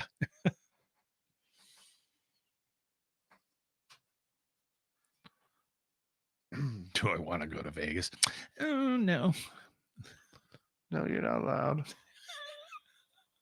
You're not allowed. Not allowed.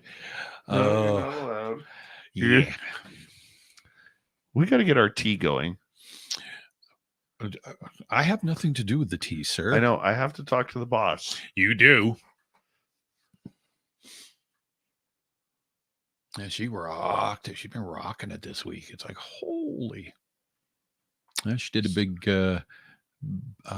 catering job for the school for Ogden. Good. Today. Yeah. I was like, right on. And then I'm going in there for lunch tomorrow.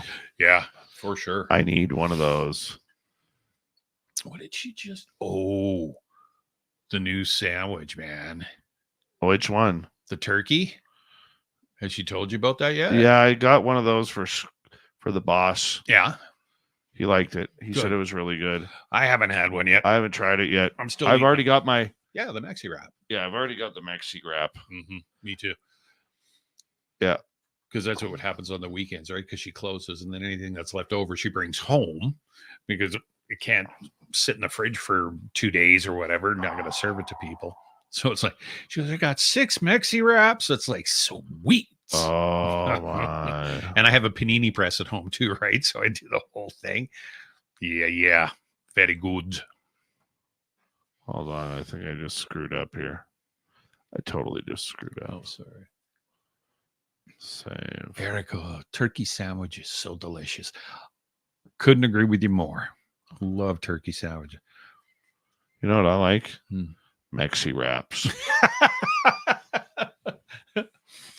I'm serious, man. I feel you have, they look so small, and you look like you could do 2 or 3 of them 100%. in like no time. But I'm so full after one. Yeah, me too. Yeah. Yeah. I think if I ate one of those every day, I'd lose major weight. Well, yeah, because your supper'd be a lot lighter. Oh God, they're so good. Yeah, they are. You should tell everybody what we're talking about here. About the Mexi wraps? Yeah.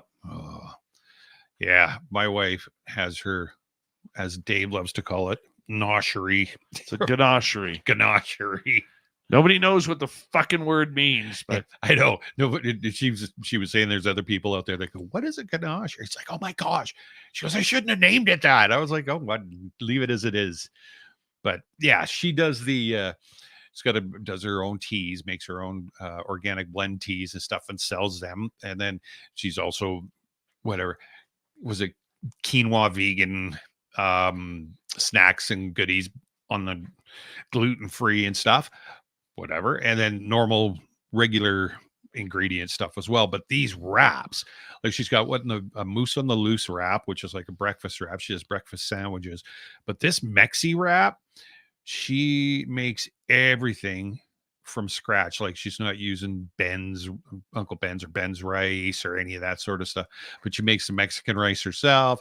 I don't know how she does the black beans, but these things are probably, well, they're a full-size tortilla. that big. Yeah. Right.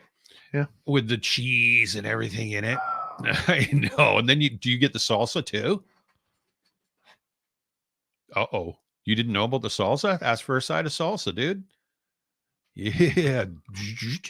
Conk, conk. Mm-hmm.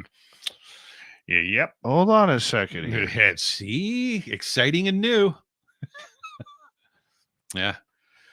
So anyway, you heat them up, and then she slams them in a panini press for something like 7 minutes, and they come out and they're nice and crispy and melty, and like Dave said, they're not very huge. You don't think they're huge, but with all the rice and the beans and the cheese and everything in it, I know when I finished eating one, I kind of sit there and go, I think I'm good. Oh. Yeah, get the side of salsa, man. You got to pour salsa on top when you take a bite too. It's like, Well, I can tell you this. I will be going there for lunch tomorrow. Mm-hmm. And I got to go get, if there's no Nanaimo bars, this will be the 3rd time I've been in there where there's no Nanaimo bars. Uh-oh. Okay. If I go in there tomorrow, there's no Nanaimo bars. I'm hitting people with chairs. Oh, do it.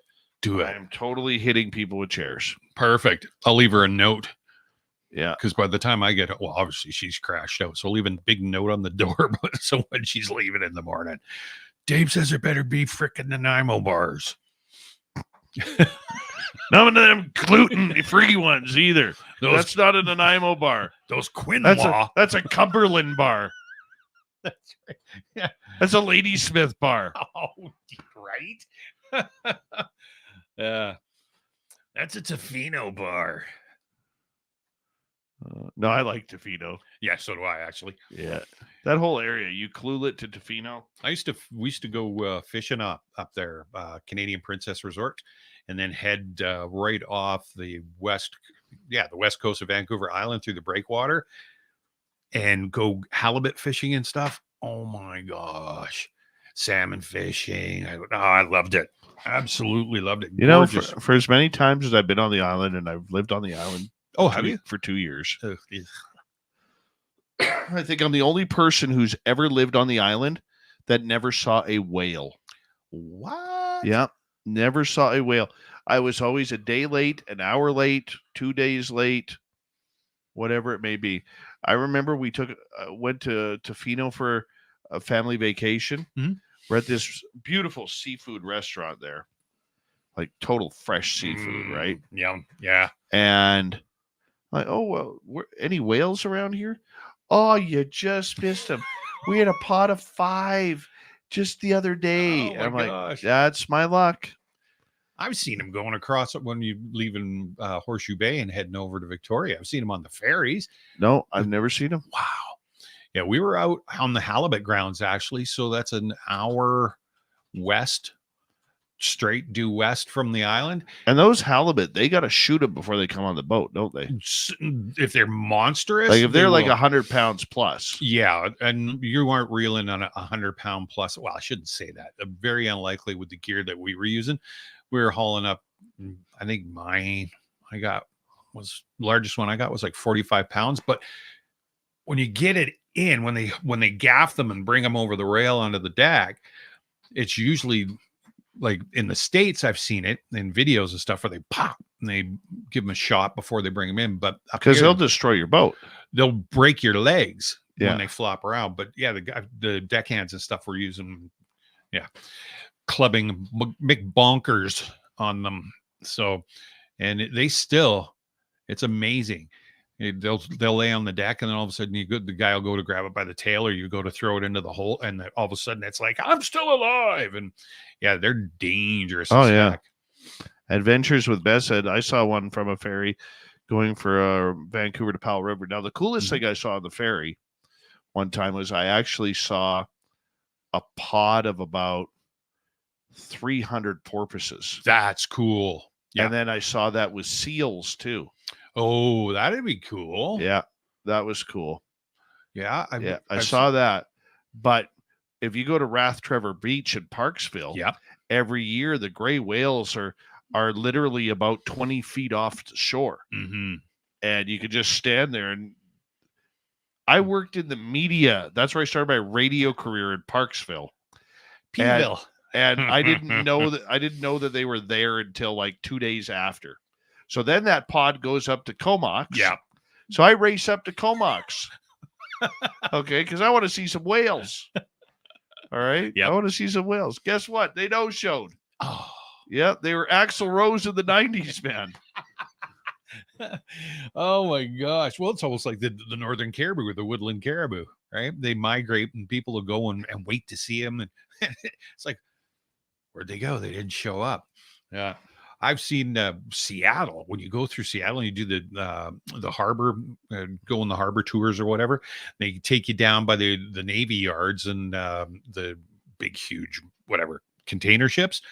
The amount of sea lions that are down there in the harbor, it's nuts. They're all crowded up on these big buoys. Mm-hmm. The porpoises are cool. I've seen those before, chasing salmon and bait balls out in the ocean. Yeah. Oh my gosh. Yeah. Very neat. Mm-hmm. Them Mexi wraps are making me hungry right now. I had pigged out tonight for supper. I made burgers, homemade burgers. I always make them too big. On brioche buns, and I swear to God, without exaggerating, I think my burger was probably 1.5 inches thick, and it was hanging off the end. So I was like, oh gosh, I couldn't finish it, but I'm still stuffed from that. Speaking of burgers, have you seen how small McDonald's Big Mac patties are getting now? Yes, I don't eat them because I made a mistake. Like, dude, they are paper thin now. Mm-hmm. I think you can go online and there's actually, comparisons. And this is what they look, the size of them in, 1977 to 88 or something. And everything's reduced. They don't even fit to the bun edge anymore. No. Well, the buns are smaller too. So like everything is exponentially reduced. And they jacked the prices up. Like, I never thought I would see the day where, you go to McDonald's, right? And, if I take my family there, it's a $45 to $50 bill now. I know. Yeah. And you're not going extraordinary out there anymore. No. It's ridiculous. No, exactly. You're McDonald's, for God's sakes. Yeah. Billions and billions served. Well, let's do the math. Yeah. No, for sure. The problem is, and like Country Carpenter puts, inflation equals deflation. Yeah. I agree with that, but the problem is when inflation decreases, they do not re-increase the size because they know people are paying that price. Yeah. It's like the grocery stores. Okay. I'll give you one from the car business. Okay. You take a Ford truck, an F-350. During COVID, there was no discounts on those vehicles. Right. They were selling, because there was a shortage of F-350s in Canada. Yep. They were selling those trucks for anywhere from MSRP at say $110,000, $115,000 Canadian. Yeah. They were selling that truck for $10,000 to $25,000 over MSRP. Yep. Guess what Ford did? They bumped the MSRPs on all F-350s across North America because they figured if the dealers were getting that money, that's right, we can charge the dealers more money for those truck and bump up the MSRP. Husqvarna did the exact same thing up at when I was working at place up in Williams Lake, and lawn tractors, chainsaws. They did the exact same thing. And we were selling them like mad during the pandemic. For some reason, people thought we were going to run out of chainsaws and Ford trucks. Right. And toilet paper. But seriously, Ford literally, I was talking to a Ford guy today about it. Ford literally said, we don't have to adjust the prices. Yeah. Because we know they're coming to buy them anyways. Yeah. And that's the attitude. When inflation goes down, the only thing that is going to hurt is your real estate prices. True. So for all these people who overmaxed on their real estate prices over the last couple of years, they're screwed. Yep. Right? Because when the housing market comes down or crashes, because eventually it will crash. Look at what happened in Vegas. Yeah. A number of years ago. Right. Where like condos that were selling for $500,000-$600,000 were being sold for $15,000 to $30,000. And I know that for a fact because my cousin lives in Vegas and was telling me about it. Right? We're not officially impacted yet by the strikes going on in the U.S. on the longshoremen. No. But that could start. That's kind of my background. Was at one point spent a lot of time with working in a union executive level and stuff. Just wait till that pops up. What's Joe is giving you a big time shot here. A brioche bun. I bet Tim had a man bun when he had. Shut up, Joe. Never had a man bun. I cut one off one time. Anyway, that's a different story. Oh, I forgot what I was talking about. Doesn't matter. I don't know. Yeah. But yeah, prices are not going down. No, they won't. And it's not until you stop actually going to those places like McDonald's. See, once inflation is down, then what we as a public need to do is flood McDonald's with hate speech. Okay? Literal hate speech. Okay. Of saying your burgers are gross. Oh, yeah. Okay? Yeah. That type of hate speech. Not personal hate speech. Yeah, it was kind of like okay? Yeah. Your burgers are gross. The meat you can see through. Okay, if it's even meat, like we're different in Canada because For they sure. have regulatory standards that all restaurants have to serve a grade A beef. Yeah. We're very lucky in Canada with that. I don't know what that epoxy that you guys have in the US is. Okay, I don't know what that is, but in Canada we have to. Yeah. It's the law. But I could tell you this, if we use more hate speech against these companies that are jacking up prices, okay? Yeah. Hate speech against their product, not the people. Yeah. Okay? We're going to be better off. Yeah. Okay? Because the way I look at it, McDonald's needs to hear from millions of, or billions upon billions of people that their burgers are terrible now. Yeah. Okay? Yeah. You're not a $5 milkshake. This isn't Pulp Fiction. No. Okay? Yeah. No doubt. What was it? Oh, Pink Slime. That's what that The stuff Pink is. Slime, yeah. Was it Jamie Oliver? I think I watched, he did a show or a series on that stuff. And I was like, oh, and that's allowed to happen in the States. I mean, I don't know if it happens up here. I don't think so. But I was lately, there has been a lot of videos online about, and I'm saying this as a chubby guy. Yeah. So there's been a lot of videos on my feed lately coming up about like North America, not just US, but Canada in the past. Like when we weren't eating processed foods and you go to the beach and everybody is thin, everybody is, you know, it's somewhat some kind of good shape. And then you look at today and, you know, the amount of obesity that is out there. And I'm saying that I'm about 55 pounds overweight. Okay. I'm totally saying that. Right. And I don't like it. It doesn't make me feel good. And if people fat shame me for it, good. Yeah. Okay. Because I look at that as, hey, if I'm noticing and they're noticing, I should probably do something for my health. Right. Right. 100%. But that's me. Everybody else is different. Other people can be more than content. I'm great with that. Yeah. Okay. But for me, you know, you just look at it, you're like, man, the garbage they are putting in our foods. You know, I'm not even going to open up that whole conspiracy theory. No. Okay. Because it's a tunnel. You think ufology is a rabbit hole you'll never get down? Try food. Yeah. No. Try food. No, for sure. That is a horrible, horrible conspiracy. Yeah. Yeah. Well, like my grandfather, Alberta farm boy, born and raised back in the early 1900s.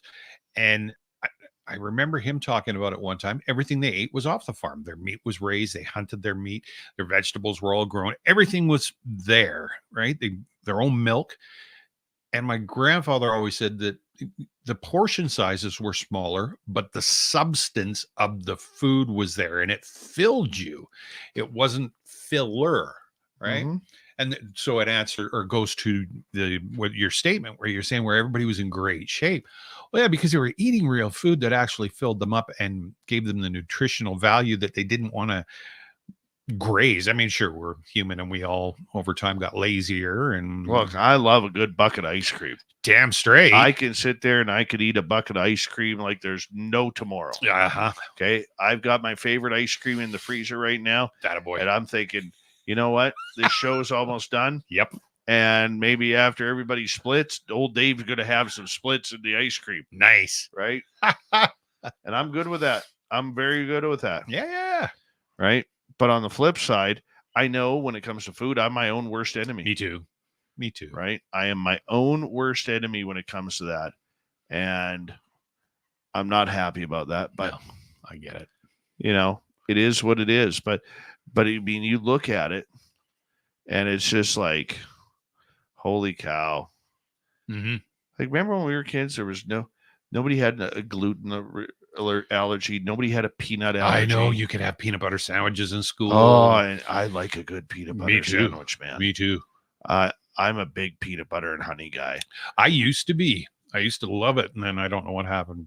It's like, I know why I don't. No. Because the one thing in my house that I've learned, because I don't do the shopping, is that 1 in 3, we only bring home from the store 1 in 3 ingredients. So when I have bread, I don't have peanut butter. Got it. And when I have peanut butter, I don't have strawberry jam or honey. No. Or when I have both of those, there's no bread in the house. Yep. Well, no, that doesn't fly. Yeah. Yeah. So that's kind of the issue that we got there. Mm-hmm. But I do the shopping at my house. Yeah, a lot of these companies, though, dude, they need some hate speech about their product. Yeah. They do polite hate speech. Yeah, for sure. Nothing too ugly, but they need to be reminded that after inflation goes down, that you're not buying that $10 happy or that $10 Big Mac combo. Yeah. Or $12 Big Mac combo. Yeah, exactly. Or going to Wendy's for a $75 bill. I mean, you go to A&W in our town. Oh, no. You get, my boss and I went to A&W one day. Yep. We got 2 mozzarella burgers. Yes. And 2 beverages. $29. Yep. $29. Not even combos. Nope. For 2 burgers and 2 drinks. I had similar, the A&W up north at Williams Lake went through this a couple of years ago and ordered a combo. And I think I had something else. I had bacon or something. I can't remember. Yeah. And when I rolled up to the window, the guy said it was like $21 or $19. I was like, what? It's a burger, fries, drink, and with bacon. And I said, you better check that. Yeah, not a problem. No, and he spins it around, and I'm looking at. I was like, "Holy crap! Like, are you kidding me?" Yeah, I was like, "No." Yeah, I drove off. I said, "I'm sorry, I'm not paying that." Yeah, I treat myself to the McDonald's. We usually do if we end but up there. I'm tired of the pricing. Yeah, for sure. It's terrible. Dog and suds. I will say this though. I am finding more mom and pop places in our town to eat. Exactly. The food is better. Oh. It's usually cheaper. Yep. Or even if it is relatively the same price, you're getting better feeding. Agreed. Okay. Like the sushi place we have in town. Yeah. With that Korean family. Yeah. Their sushi is actually quite cheap. Yes, it is. And they are great. I've had it a couple times and I really enjoyed it. I really enjoy it. Really, really enjoy it. You know? So just stuff like that. Anyways, we're going to say goodnight to everybody. All right. Little Timmy James there. Little Davy Scott here. Tomorrow night on the show, introduce you to a lady named Starshine. All right. I got to put the show up for tomorrow. I apologize. She is going to talk to us about her life as an ET contactee. Nice. Get ready for woo tomorrow night, people. Yeah. We're going to woo the hell out of you tomorrow night. Woo! See you tomorrow, everybody. And thank you tonight for T-Bone ×2, Richard, Louie, Andrew, and Deborah Rooney. Don't forget, if you're new here or you haven't yet, hit that subscribe button, ring that bell. Follow us on all social media. It really helps us grow. And we'll talk to you tomorrow night, everybody.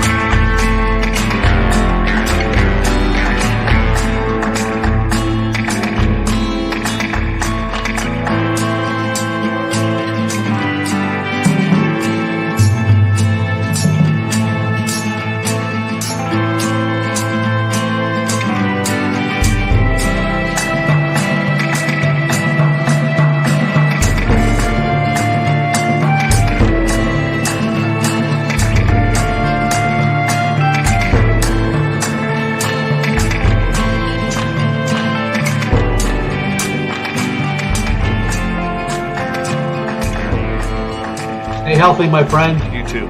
If you need bail money, give me a call. Always, Dad. Take care. You too.